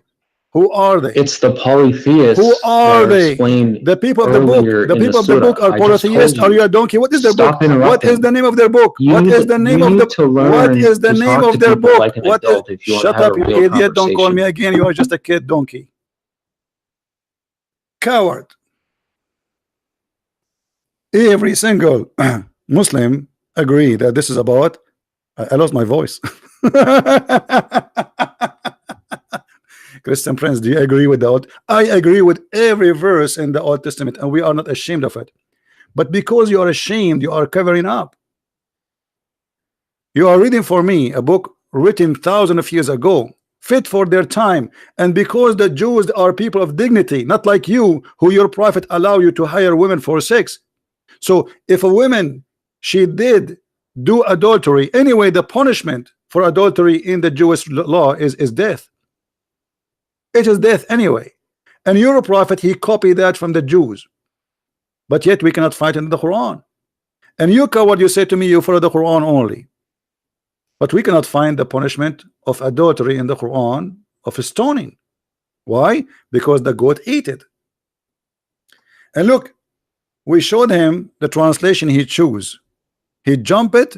He did not read the people of the book, and he did not agree. He did not say who are those people of the book. And later at the end, he says the polytheist. What is the polytheist? Is that a new religion? What is that?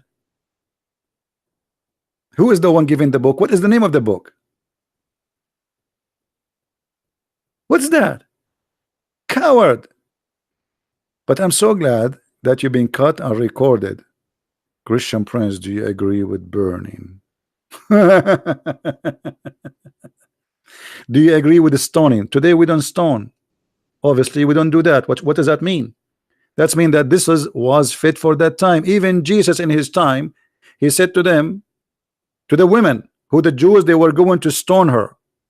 He said, I don't judge you too, and he let her free. Jesus said, it's been said to you, but I say to you, which means there is something being said to the Jews, and there is something being said to us, including the Jews too, who follow the Messiah. You are silly and you are stupid. The children of Adam, they used to have sex with their sister. Can we do that? It was allowed for a reason, for a time. But you Muslims, you are ashamed of your book. But the most amazing thing that this person who is opening Google and try to ask me questions about the Bible, he said amazing answers like the sun set in the murky water. And the sun, yes, every day goes from the east to the west, agreeing with the Quran and claiming that this is what is right. You might agree, disagree about the Bible, but to be honest, always about the Old Testament, we have to compare how people used to live thousands of years ago. When the Jews they have Allah, other nations they used to eat each other alive. Actually, not long time ago, Christianity come to many nations, and those nations used to eat people alive. They cook them, they eat them.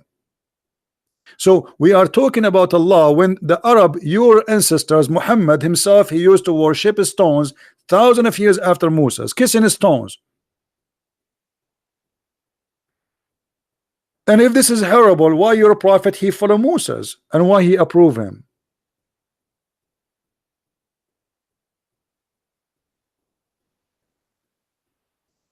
You see what happened always, you will see somebody, he will come in the year 2019. He says, look what it says here. Well, go there and live at that time. At that time, everybody lived by the sword and died by the sword. And this is a small society. They are called Jews. They want to be sure that this is an extreme punishment, so nobody will do it. So when you do that, you know that what you are going to face. You do it, it's mean you choose the punishment. You have no problem. When here in America it says if you kill somebody, some state agree with the execution. They will execute you. It's mean you don't care. Execute me, I will kill him. When you break the law, knowing what the punishment is not a secret. That's mean you are willing to take care, to take all the way up to the punishment if they discover you did. So when we speak about something, we speak about it in the time and in the history. We don't compare it today. Until now in Texas there is a law. It says women underwear are not allowed to published in the public with men underwear. When we hear this we laugh. But because you are comparing a law was exist 200 years ago with today, where neither men or women wearing underwear no more. So you know, when a Muslim he tried to put down the Old Testament, we laugh at you. Muhammad he came thousands of years after Moses, and he take us back to the cave time.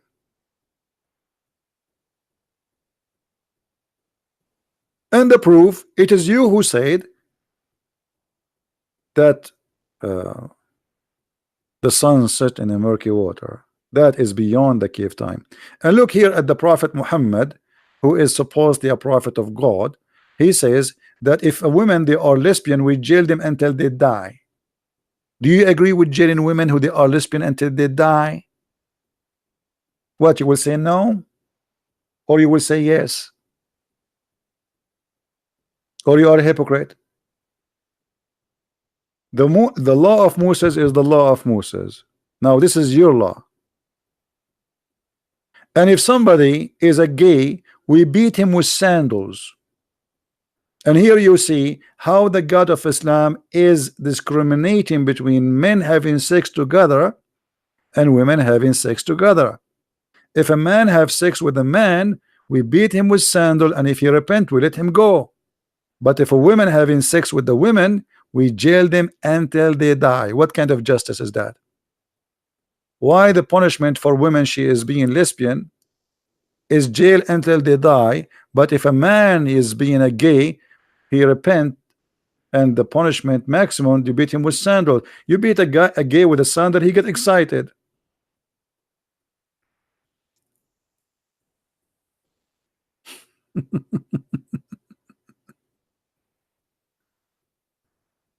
Sandals, and if you repent, you let him go.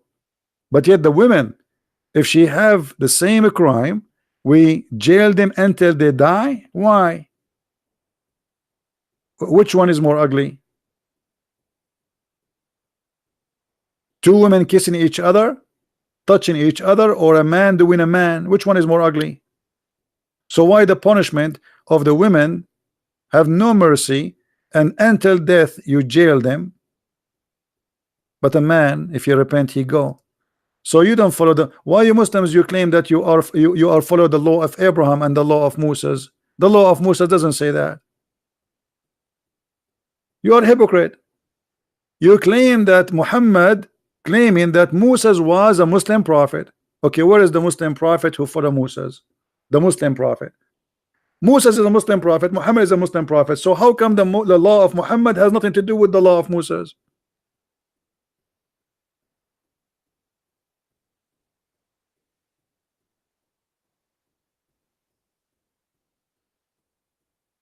And you notice like how he keeps shouting, talking, he will not answer. I said to you, I agree with everything in the Bible. I agree with everything. Those things fit perfectly for that time. At that time, people don't have even law. People, people live by the sword and die by the sword. Israel, the whole nation, been taken as slaves. The whole nation, not 100, 200. They grab them all as if they are goats. Have you ever heard of such a thing? So you want to compare people who live 3,000 years ago with people who live 3,000 years ago. Not you come today where women they go in the beach and they are almost wearing nothing.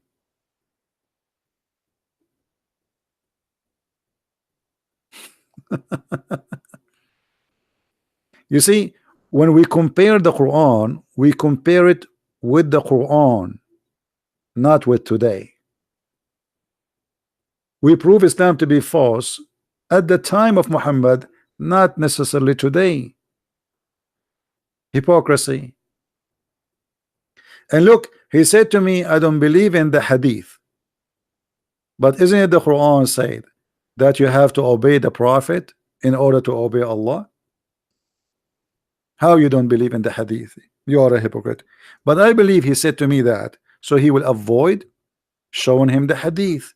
He will say to himself, okay, I will say to him I don't believe in the hadith, and that will cut any try from him to get me busted from the hadith. I will say I don't believe in the hadith. That's it, it's gone.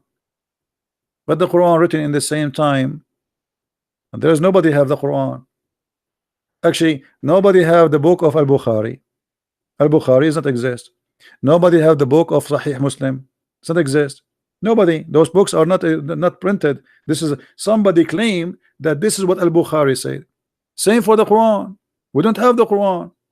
Nobody have the Quran. All the Qurans they have is written centuries after Muhammad.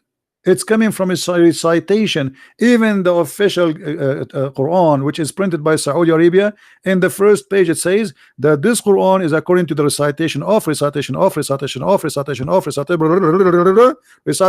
Muhammad. Recitation. Because there's no book.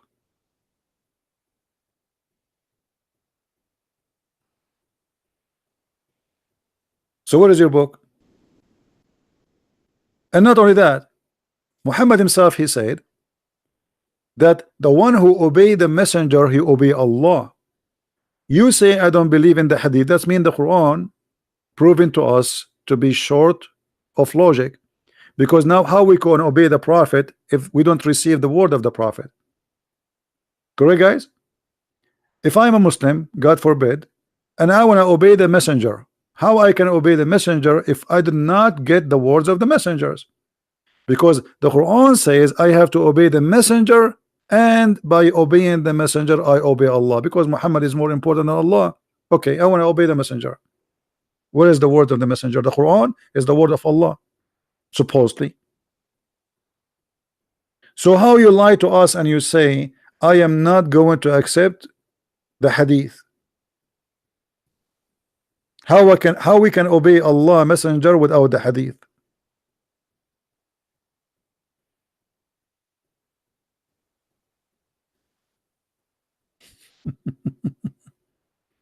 Right? Now listen.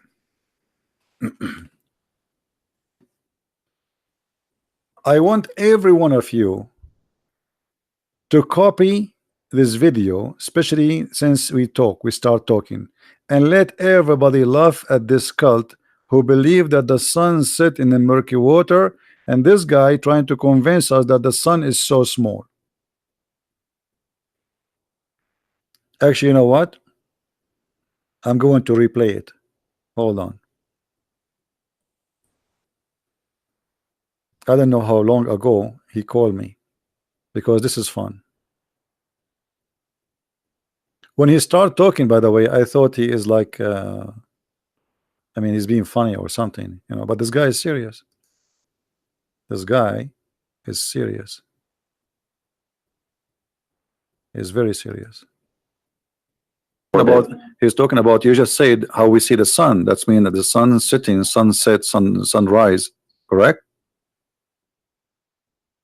I mean, you can say that water is running. You know, is that wrong? No, the water is running. Yes, water is running. No, water is running. If it's running, it doesn't literally run. No, it does. It doesn't literally run, just like the sun. It moves. No, it does. It does. Like the water run. The water move from A to B. Water has legs. You're saying that water can run with legs. Water doesn't have legs. My friend, running have nothing to do. I'm saying running have to do nothing to do. Okay. Remember. First of all, you are not reading the Quran.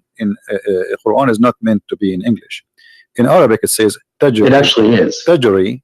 No, it's in Arabic. Tajri. Yeah, I know. The word tajri, it's mean go ahead. You run.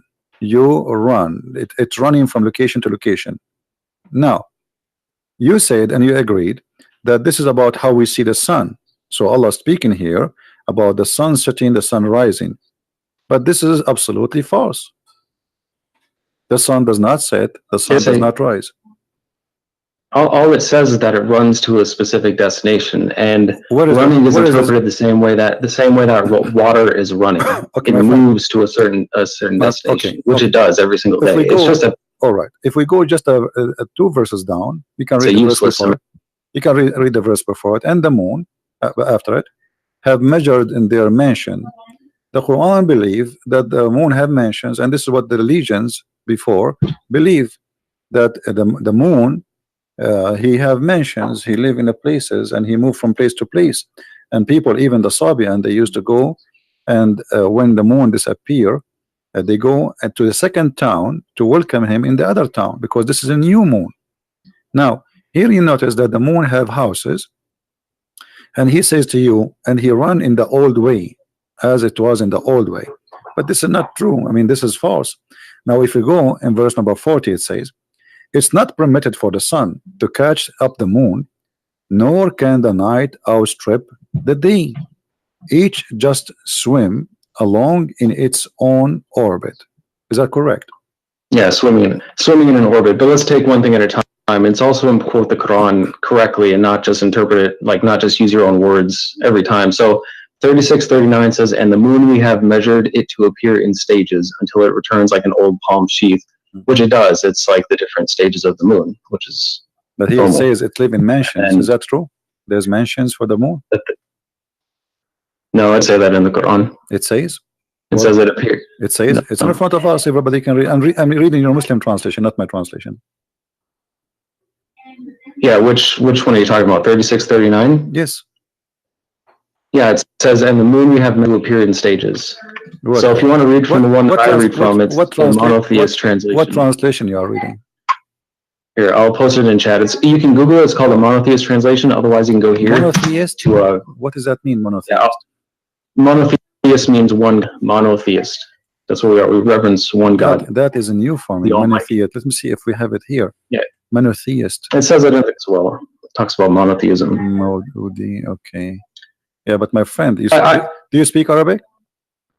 Only some. I don't speak it fluently because it's not my native tongue. But I should learn it. This translation is absolutely false, my friend. It says, وَالْقَمَرُ قَدَّرْنَا مَنَازِلَ حَتَّى عَادَ كَالْأَرْجُونُ الْقَدِيمِ. So it says the word manazil. So how this guy, whoever translated this translation, he said, you can copy this word manazil as you see in the screen, post it in Google, and you will see it mean houses or mansions. So this is a false translation. Well, there's lots of translations that translate it that says the moon we have measured it to appear in stages, and Arabic is a rich language. Anyway, guys, you can play it later. Please download the video after we finish, and you can cut the part where if you want to make it short, where this Muhammadan, he says the sun is swimming and going in the murky water. Actually, I just got some coffee. I missed the coffee. But it's very funny how a Muslim always try to fabricate. Right away, they don't want interpretation of any scholar. They don't want the hadith. And he is a Muslim. He is the one who understands the Quran. And now, after understanding the Quran, he come with the conclusion that the sun set in a murky water. Hey Zuha, how are you? Guys, Zuha, she was making fun in her comment. I made a video about her comment, if you remember. She said how the Bible says that the sun is created in the fourth day. How are you, Zuha? Zuha, so you are making fun of the Bible for saying that, but the Bible says in the beginning God, not Allah, created the light. So we have light, but in your Quran Allah created the light at the end. And not only that, your prophet, he says Allah created the sun in Wednesday. So what do you think, Zuha? Do you like to laugh at Allah? Because you said this is against the science. Everybody, I have a video, everybody can watch it. Your comment is there. Correct, guys? Your comment is there. I am a normal human being. I'm so glad that you are a normal human being. Why? I was expecting you to have 4 legs. I know you are a human being. That's why I'm talking to you. Otherwise, I will not talk to you. Like when we talk to cats, we say meow, meow. I'm talking English to you, so obviously you're a human being. I'm talking to you. So what this have to do with my question? Why you made fun of the Bible saying how God can create the sun in 4 days, and this is against science? But while the Quran says Allah created the sun at the last day. So now you're a human being, like a week ago you were not. Hmm? Isn't it this is Quran? Your Quran? Let us go to the Quran. This is your Quran, not my Quran. It says that Allah, the last thing He created, it was the lamps. The last thing after He finished everything, the human, the animals, everything. So what we will do now, Zuha? What do you think? Chapter 41, verse number 10. Allah He create number 9 actually. He created the earth in 2 days.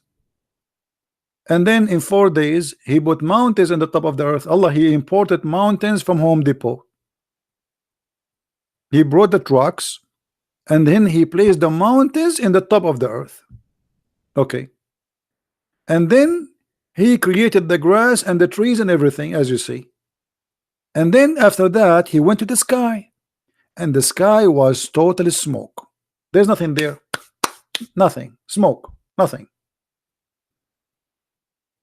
And then He completed them as 7 heavens. All right. And then He created the lights only in the lowest heaven. This is the last thing Allah He did. Do you see it? The last thing Allah did, He created the day and the night according to this verse. So what do you think, Zuha? Are you going to leave Islam now?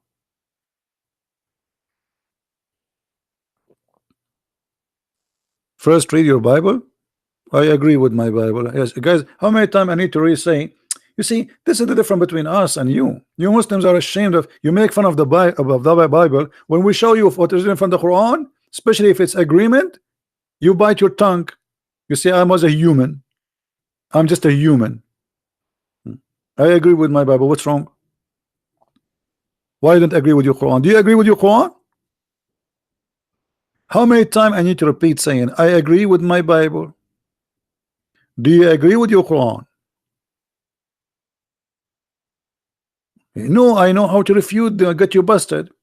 I agree with my Bible. Do you agree with your Quran? Either you say yes or no. Do you like to call me Zuha? Do you like to give me a call? Call me, and you can read for me from the Bible, by the way. No problem. I like it. But obviously you don't want us to read your Quran. That's why you're upset. And you pause for us, read the book of Judges. Okay, what is the book of Judges in the Quran? Why we don't have it? How come the Jews they have it, you don't have it? Where is the Psalm? Where is the book of Moses in the Quran? I mean, what kind of book this book is? Why the book of the Jews have every prophet book, and in the book of Muhammad there's nothing but fairy tale stories? Where is the stories of Moses? Where is the book of Moses? Shouldn't the Quran, if you Muslim, you say that Moses was a Muslim prophet, shouldn't the Quran be a book by itself additional to the book of Moses? You say to us that Isa was a Muslim prophet, shouldn't the Quran be additional book to the book of Isa? Where is the book of Isa? Islam religion is like an orphan religion. It is an orphan. There's no daddy, there's no mommy, there's no books, there's no reference, there's no witnesses, nothing. There's no manuscript. Where is the Quran itself? Where is the Quran? Who is a Muslim want to show me the Quran? There's no Quran. Even you Muslims, you say to us that Uthman he burned all the Quran. Why Uthman burning the Quran? He have Islamophobia? Why Uthman did that? I think Uthman was the first Islamophobia. Shame on you, Uthman. Uthman the Caliphate was Islamophobia, burning the Quran. Stupid. I don't agree with burning the Quran. Why you want to burn it? Let us read it and love. But obviously Uthman was Islamophobia. Anyone can tell me why Uthman he burned the Quran? I will tell you why. The only reasons even though I'm not there, that the other Quran are not the same. He wanted to unite the Quran because there's many books, they are different. Otherwise, why he want to burn the Quran? Imagine I have 1 billion copy of the Bible. Why I want to burn it?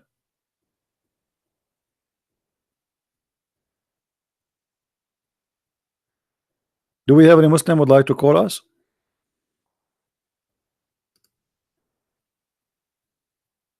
And by the way, the verse we see in front of us on the screen, chapter 41, verse number 12 and 10 and 9, 11, it's total contradiction for chapter 79, because in chapter 79 Allah created the heaven first and then he finished the earth.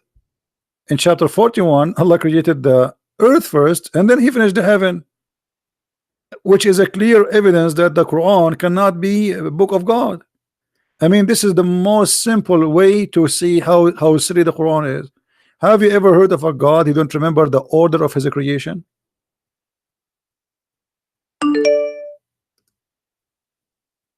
Huh?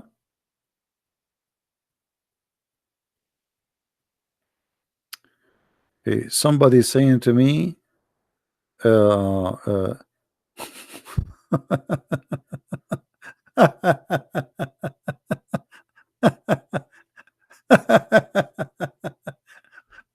that's a good one. Guys, somebody says to me, I am from the Mossad. Do you like to work for us? I work for Jesus, my friend. What Mossad?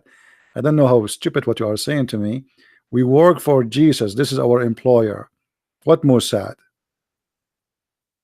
I know how silly you are.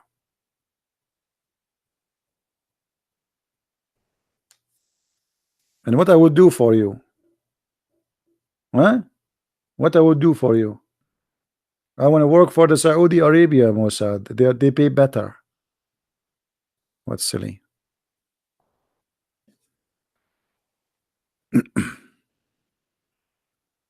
And by the way, we debate the Jews too. I have many videos getting many Jews busted. So what do you want? What do you want me to work for? I get a lot of Jews busted. If you bring me Netanyahu here, I will spank him.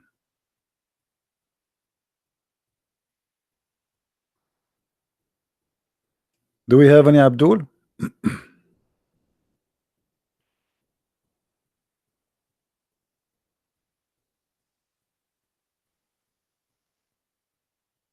Anyone? Yeah, you know, we don't take a side. I mean, anyone who is wrong, he's wrong. That's it. I made many videos, you know, rabbi, even Christian minister, Protestant, Catholic, I don't care. You say something wrong, I'm against you. It doesn't matter who you are. And the Jews, they will not be saved unless they accept the Messiah. They are not better than the Muslims. There's no salvation but by the Messiah. As simple as that. Yes, you believe in the same God. Yes, you believe in the Old Testament. But I believe strongly that there is no salvation but by Christ himself.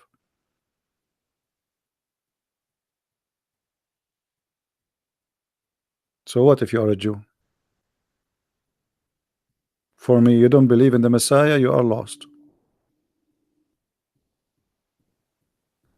Yeah, we are not talking about who blow up himself. This is not the topic. You see, we are talking about salvation. We are not talking about, we are talking about at the end of the day, you see, all of us, we will die. For me as a Christian, I believe there is no salvation except by the Messiah. Moses will not save me. Abraham will not save me.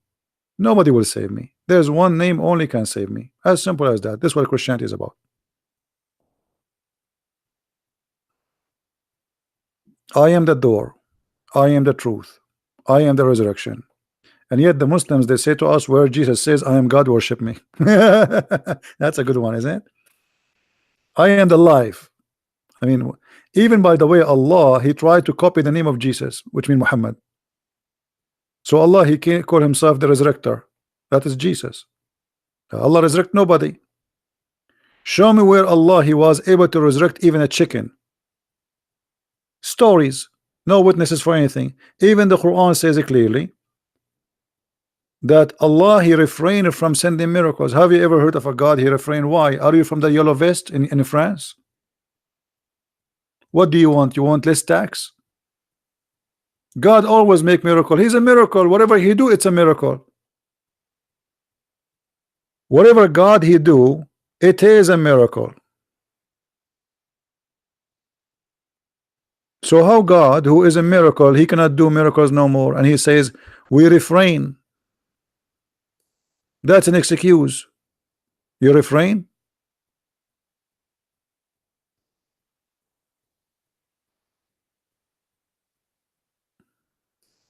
Nice to meet you, Mr. Refrain.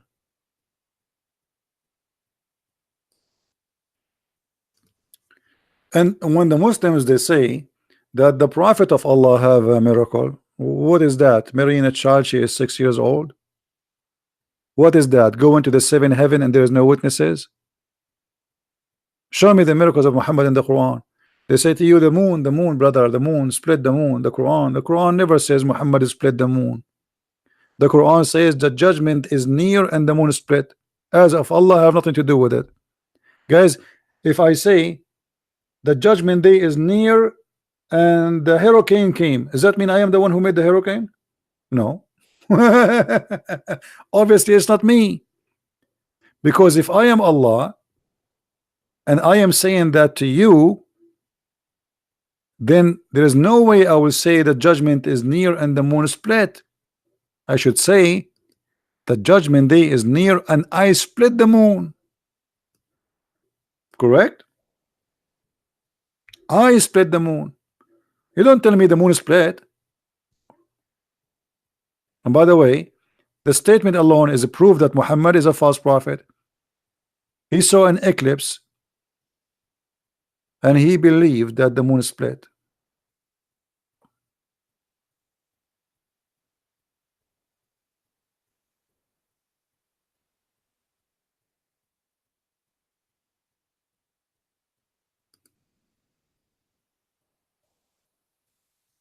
Do you see it?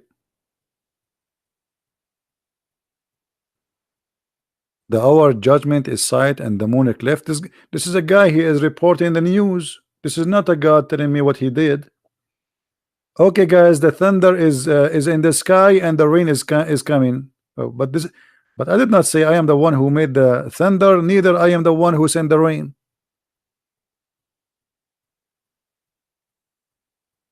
You see it? This is the miracle they claim, and this miracle proven to us that Islam is to be false. Because if Muhammad making a prophecy according to his God, he is saying the judgment day is near, but this is 1400 years ago, and the judgment day is not until now. It's not here. And how the moon split? Where? Okay, did we glue it together again? By the way, yesterday I bought a crazy glue. Do you think Allah he used a crazy glue at that time?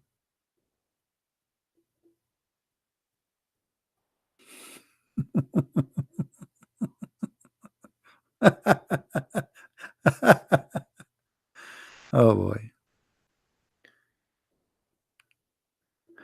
Do we have any Abdul? By the way, crazy glue is good. Crazy glue will fit perfectly with the crazy Quran.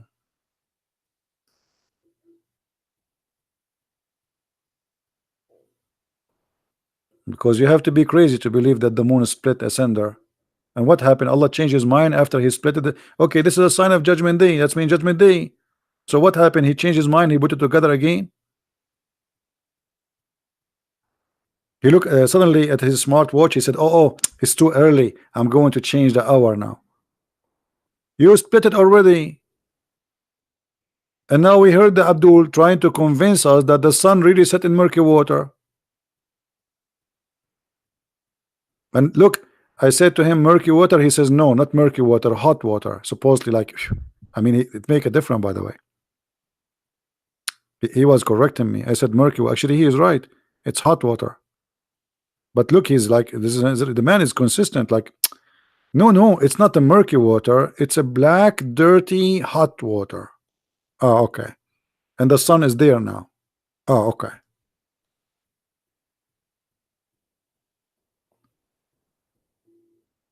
And then they go and they quote for you from the Old Testament, says, do you agree with this? I agree with every single word in the Old Testament.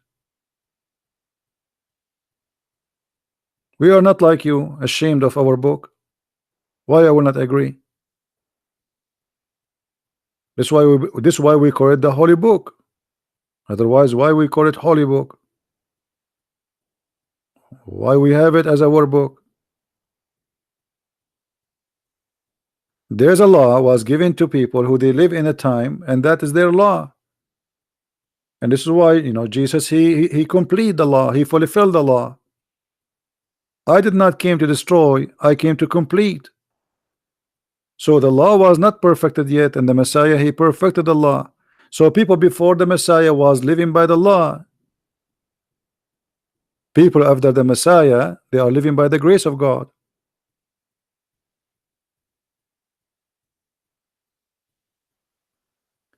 Even the Jews, they understood the law wrong. When Jesus, he do something in the Saturday, in Sabbath, helping somebody, the Jews, they say, why, what are you doing? This is Sabbath. So what Jesus said to them? Sabbath was made for the man, not the man made for Sabbath.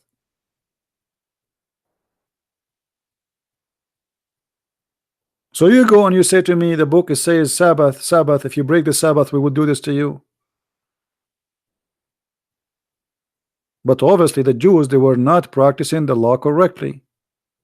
They have their own wrong interpretation.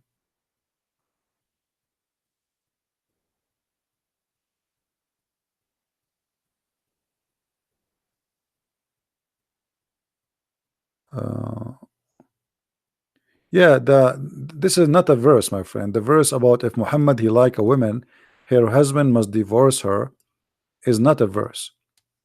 This is in the interpretation.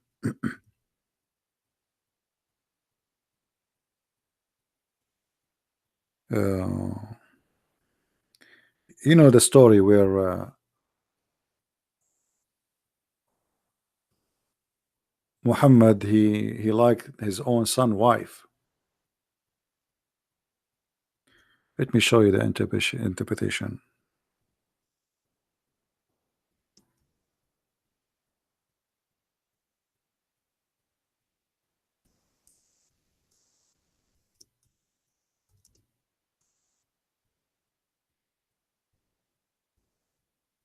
But those you will not find in English anyway. Just to let you know. And I don't think ever the Muslims will translate. But you can get my books, Sex and Allah, and you will be able to read. Let me first give you the link, but this is in Arabic. This is in Arabic. But what you can do, you can open with Google and you can translate the whole page. This is the official government website of the Kingdom of Saudi Arabia. This is official website of the Kingdom of Saudi Arabia. I posted the link for you. So what you can do, you can translate. Let me show you where it's going to appear.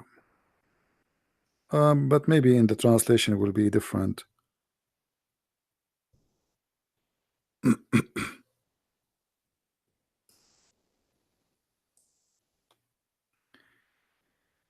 Here where it says, and from what is it was lawful for the Prophet, which means only Allah gave it to the Muhammad only. The first, the best of the booty. Muhammad, he will get the biggest TV in the booty. We attack a house, I take the best of it. Allah made for him an order alone. Then number two, to take the fifth from the booty. Number three, the prayer.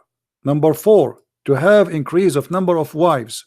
Number five, to offer women by hiba, which means to give herself. You do not need to marry her. You do not need to ask for engagement. She gave herself. She is lawful. Number six, to have sex with the women without the permission of her father.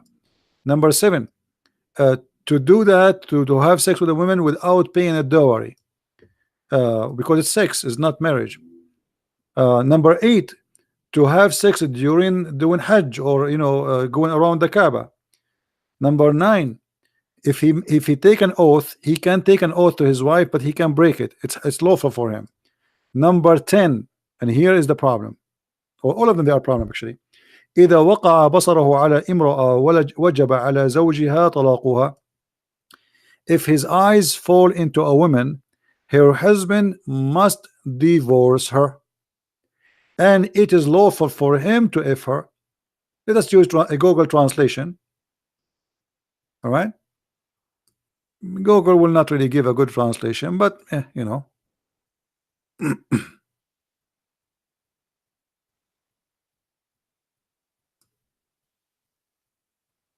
All right,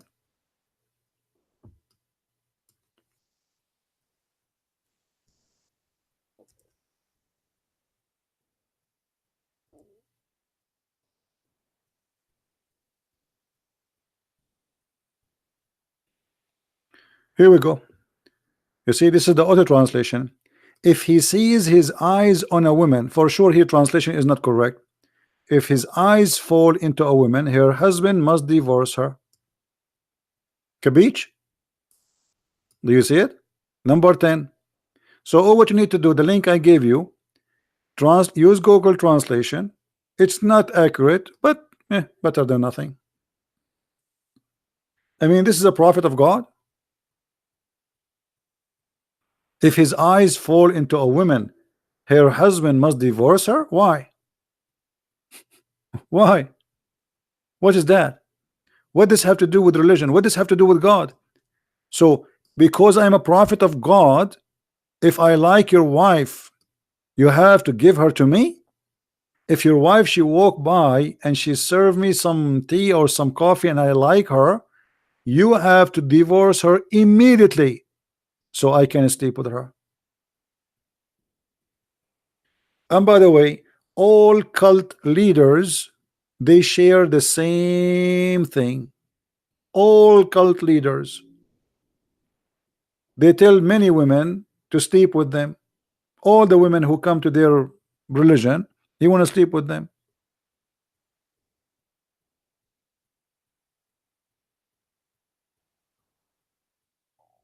And you see, this is the Islamic official government website of the Kingdom of Saudi Arabia. Let me post the link again. You can open it with Google. Be sure you open it with Google, so you can click and do Google translation to the language you speak. I don't know which language you have, and right away you go to number 10.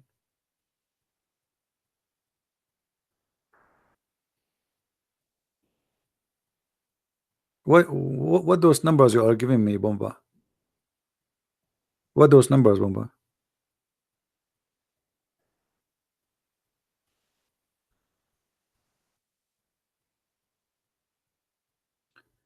Any Muslim?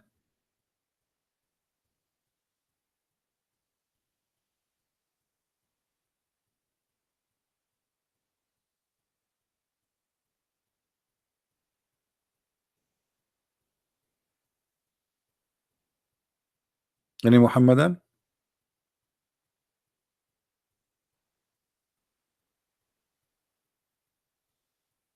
Call Abbas. Abbas is driving. Abbas is driving, and he's a prophet. He goes to the heaven, he come back, nobody see him, even his wife, she was asleep. By the way, yesterday, what happened to the prophet happened to me. 3 angels, they come to me, and they cut my chest from here to here, actually to there. No, not to here. Like, maybe a foot later. Yeah, there. Yeah, they cut my foot, my they cut me from here to here. Actually, let me show you. I just have stitches here. This is not the stitches. This is no, this is the. I don't know. It looked like a high heel. Somebody throw a high heel or something. Okay, so they cut from here to here, and then the angels, they after they cut my chest, they took all the material out, and they washed them with water of Zamzam. And if you don't believe me, I have witnesses. Witness number 1: did you see me where the angels were cutting? Yes, it sounds like my voice, but he is the other me, because I am many people. I have Shafran, what you call it, Shafranitza. My English is funny, so forgive me. Ooh. What is this guy is talking about? That's anyone he tell you I went to heaven, I came back, and then you believe? No witnesses, no proof. Okay, he went to heaven. Did he see how the earth looked like? So after he went to heaven, he come with the conclusion that the sun set in murky water. This is what happened to us if we go to the space. And by the way, why the angels they cut his chest and they wash it with the material in his chest with Zamzam? What does that mean? I mean, what about wash it with the Ariel? There's many good detergent exist in the market, and they are really good. I mean, angel sent by Allah, and he took all his material in his belly. What does have to do with going to the heaven?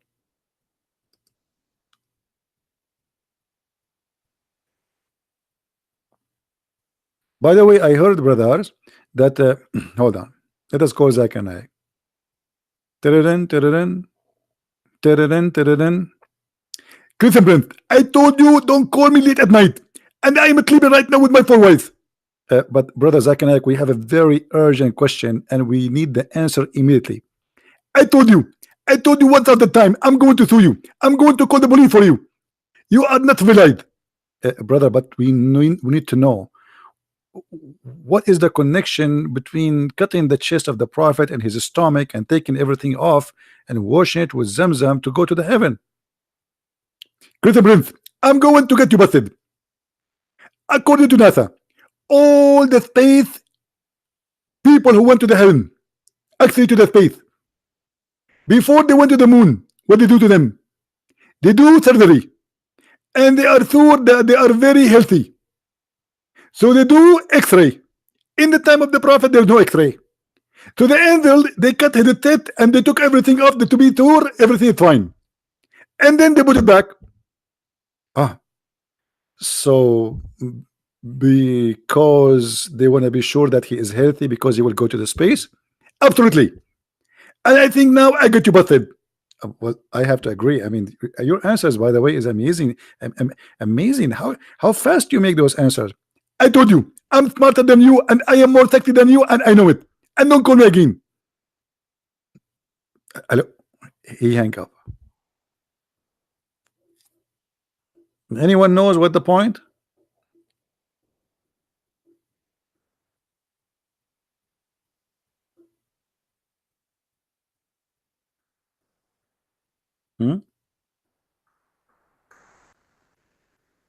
So they cut his chest to be sure he's healthy? Is that why? No. The hadith says, okay, I forgot to tell him. Call him again?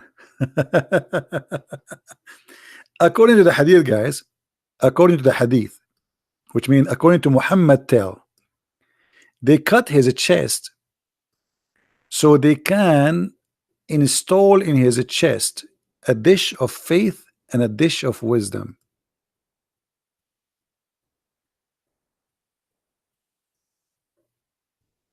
Let us find the hadith. Have you ever heard of a religion like this? God, he make his prophet surgery, plastic surgery, to install a dish of faith and dish of wisdom. If you don't believe me, here we go. This is the hadith in front of you, and this is Sahih al-Bukhari. So you cannot say it's weak, it's strong, it's whatever, fat, you know. Here we go. Three angels, they came, and one of the angels said to the other angel, what, okay, the story, and then it says, they took him and they carried him and they placed him beside a well of Zamzam. From among them, Jibril, one of the three angels are Jibril. He took a charge of him, which means Muhammad. Jibril cut open the part of his body between his throat to his belly, not his chest. And then he took all the material off. And by the way, this is very normal. I mean, all prophets before, angels, they cut their material and take it off because it's you know, I mean, rust, garbage, you know, you never know, you know. And then they took from his chest, guys, read how Christian Prince he read this word, abandonment, and I learned this from Zach and I, don't blame me. And then washed it with Zamzam water with his own hands till he cleansed the inside of his body. And then a golden tray contained a golden bowl full of belief and wisdom brought, and Jibril stuffed his chest and throat blood vessels with it, and then he closed his chest. Okay. In the Middle East, this is exactly how we earn our wisdom. Allah, he sent us an angel.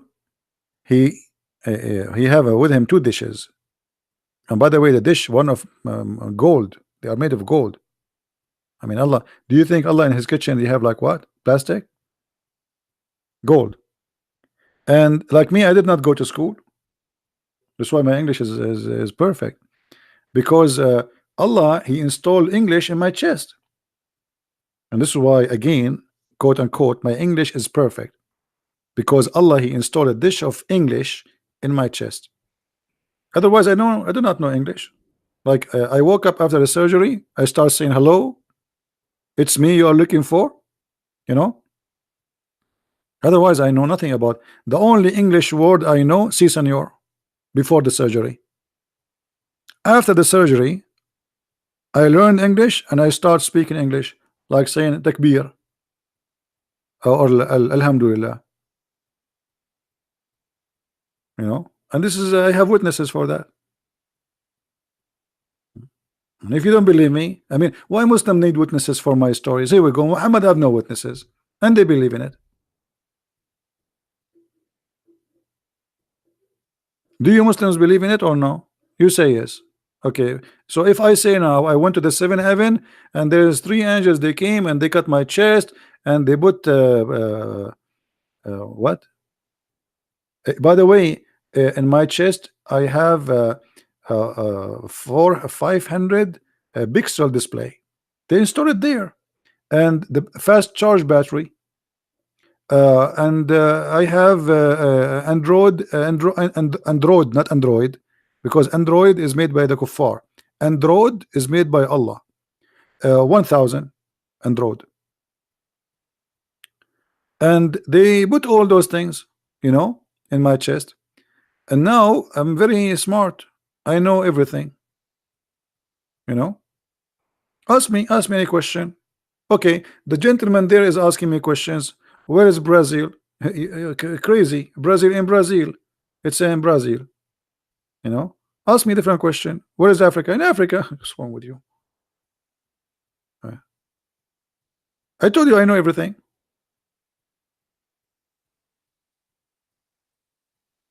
Yeah, and I know things you do not know.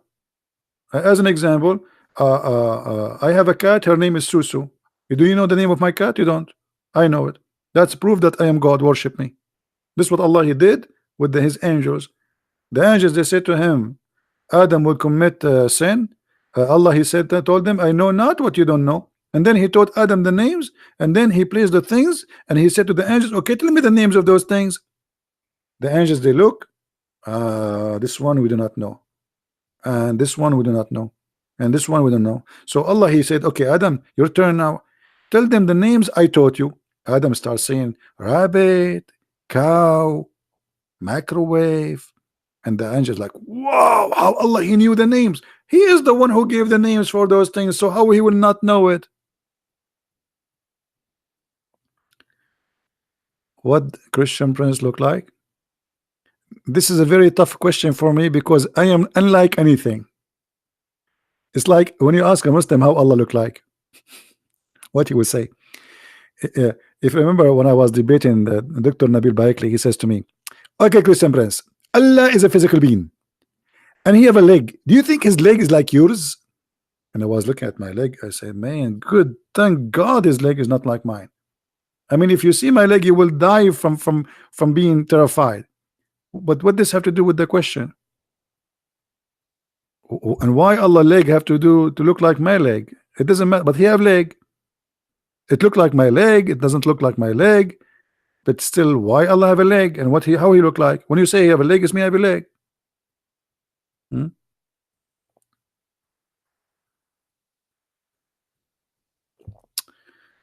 Anyway, Do we have any Abdul?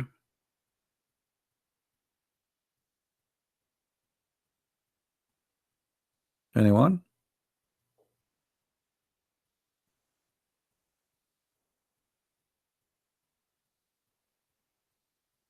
Actually, I'm afraid that one day the atheist will use how I look like against us as a Christians to prove that we are coming from the ape. This is why I don't open my camera, brother. I'm not handsome like the Prophet Muhammad. There's a video, a guy he described how the Prophet looked like. I don't know if how many of you watch it. If you watch it, you will die laughing. He says, there's a guy, he came in the middle of the night, and then he saw the Prophet, and then look at the moon, and then he looked at the Prophet, and then he looked at the moon, and then he looked at Prophet, and then he looked at the moon, and then he looked at the Prophet. And the guy is like, he is very emotional when he's talking in the video. Let me do it the same he do it. He came, and the Prophet was coming, and there's a background music, like, you know, very, very sincere music. And he saw the Prophet, and he saw the moon, and he looked at the moon, and he looked at the prophets, and he looked at the moon, and he looked at the Prophet, and he looked at the moon, and he looked at the Prophet, and he looked at the moon, and he looked at the Prophet. Come on, are we going to stay the whole night saying that? Conclusion: the Prophet is whiter than the moon.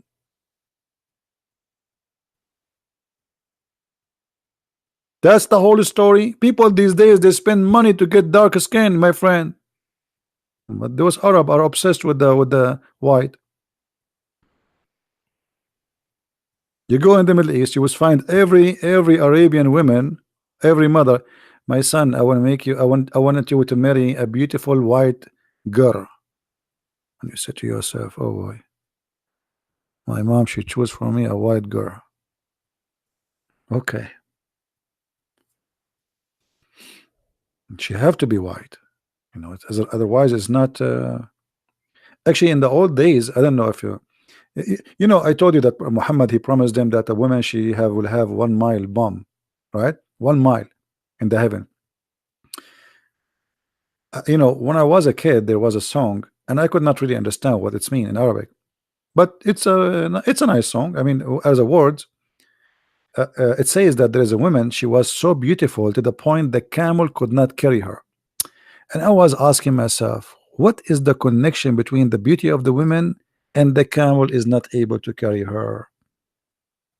I could not find any connection. I mean, the song is this what the song says. And then later I figure out from the elders, they say that in the old days, if a woman she is very heavy duty, you know what I'm talking about, very big, that means she is so beautiful. And if the camel could not carry her, that means she is the beauty queen. Not like today, everybody want to lose weight, blah blah blah blah. Go back in time. You can eat as much as you can, and still the men, they will be fighting to marry you. They will be like, please, please marry me, and you say, no, no, no, no, I have to eat more. So in the old days, the the bigger you are as a woman, that's mean you are healthy and you are good. You will give a lot of babies, and the babies will be big. So if you are skinny, that means you are sick. That means something wrong with you. So this is why the songs, and this is why Muhammad, he promised the Muslims that the women will be so white, extremely white, to the point you can see through the marrow of their bones. You remember the hadith, right?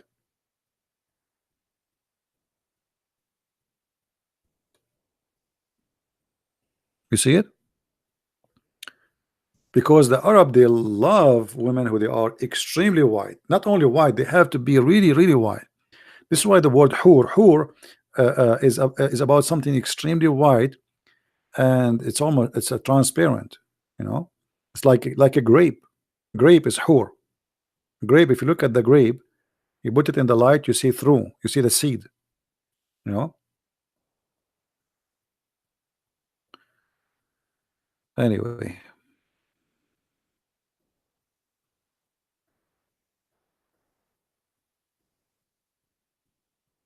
All right, I think we are done for today. I know that we have 966 people. What? Why we have 966 people? Only 776 they like my video. 13 Muslims did not like it. Why? How sad. How sad. Guys, what do you think if I have a TV station, big one, and I'm doing every day a show? How many millions will watch it? And how many people will sue me for dying laughing?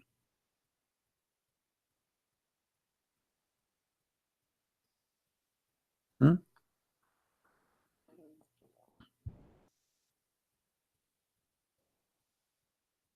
Unbelievable. You will destroy me in a debate? Can't you destroy me without a debate, please? Why only in the debate, Solomon? Do you like to call me Solomon?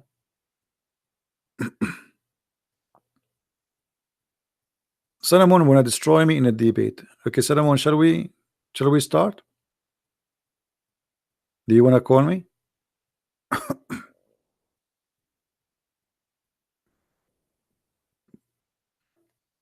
Or maybe you are just trying your keyboard. It's a new keyboard. Is that the case why you said that? Is that why you said that? Because I know there's many Muslims they say things to me they don't mean. It's a keyboard thing, like they're trying it. It's a new keyboard. Actually, to be honest with you, since I bought crazy glue yesterday, I am not worried about you calling me because I will glue myself together. I'm not really worried anymore. And I get it for $2 from Walmart.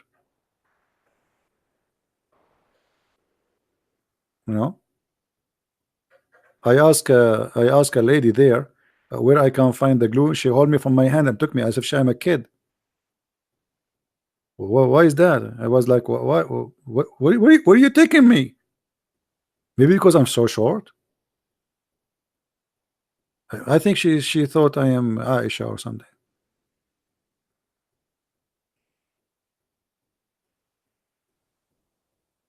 So, Solomon, you want to call me or what?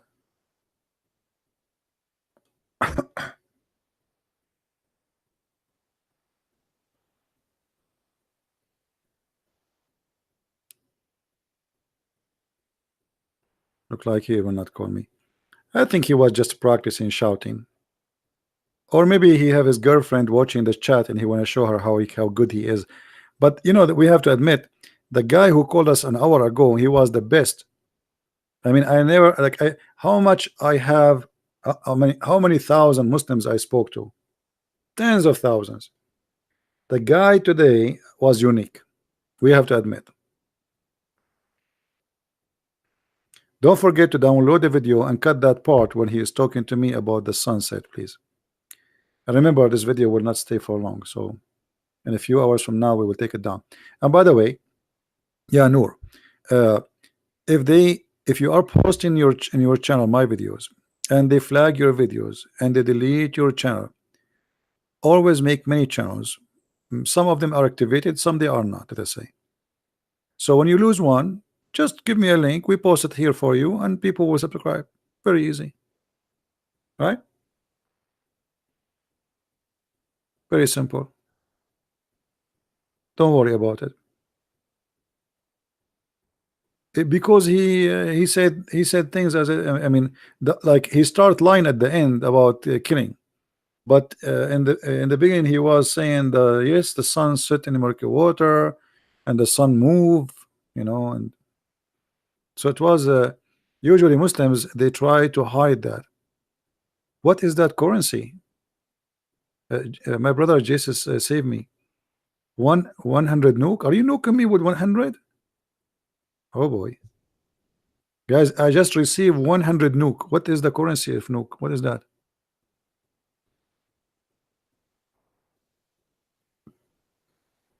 I have 100 nuke now. I am God. To you answer the question that is distinct between I am God. You are God, Solomon.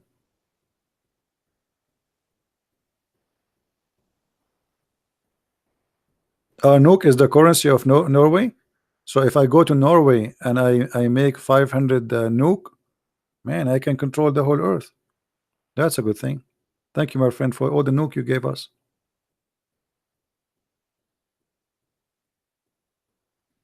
Actually, I want to go to Norway, but it's expensive.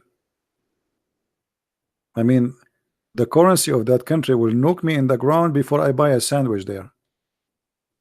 I will take the first flight and go back. I saw once a video YouTube. He was talking. He bought a sandwich. How much it cost him? It's so expensive. So your nuke will nuke us down if we go to. I will be homeless there.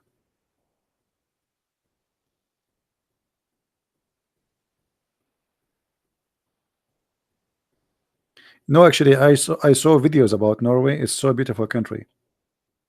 It's very beautiful country. Yes, they have a tough winter, but it's really beautiful country. They are lucky actually, and I hope they will take care of their country and they will protect it from all the risk they are facing.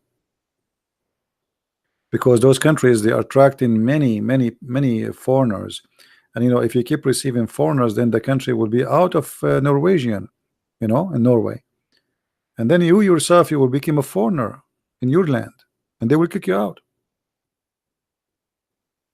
You became minority, right?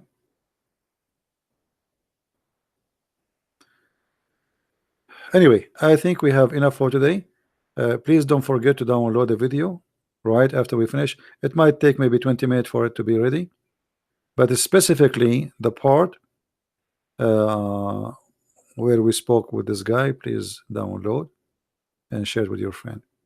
Again, I want to say thank you to be here, and thank you for those who support us. I appreciate you, and thank you for those who download the videos and keep them around. Take care, and I will try again to be here tomorrow. Maybe we can find another fish which is fishy, right? Let us hope. But today I did not really do good, because in the last 3 days we have every day live on air a Muslim leaving Islam. Today we did not make any Muslim leave Islam. At least he told us, but maybe from those who they are listening, there's some they decide to leave Islam. Hearing especially this guy explain how the sun set in murky water, and he is saying that this is what it is. I mean, how after this anyone can believe in such a cult, right? And now I have to go before the sun set in the murky water, and then in order to grab it back I have to walk in the murky water, and I don't like to do that.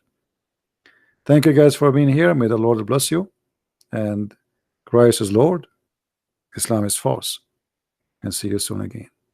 Take care. Bye-bye.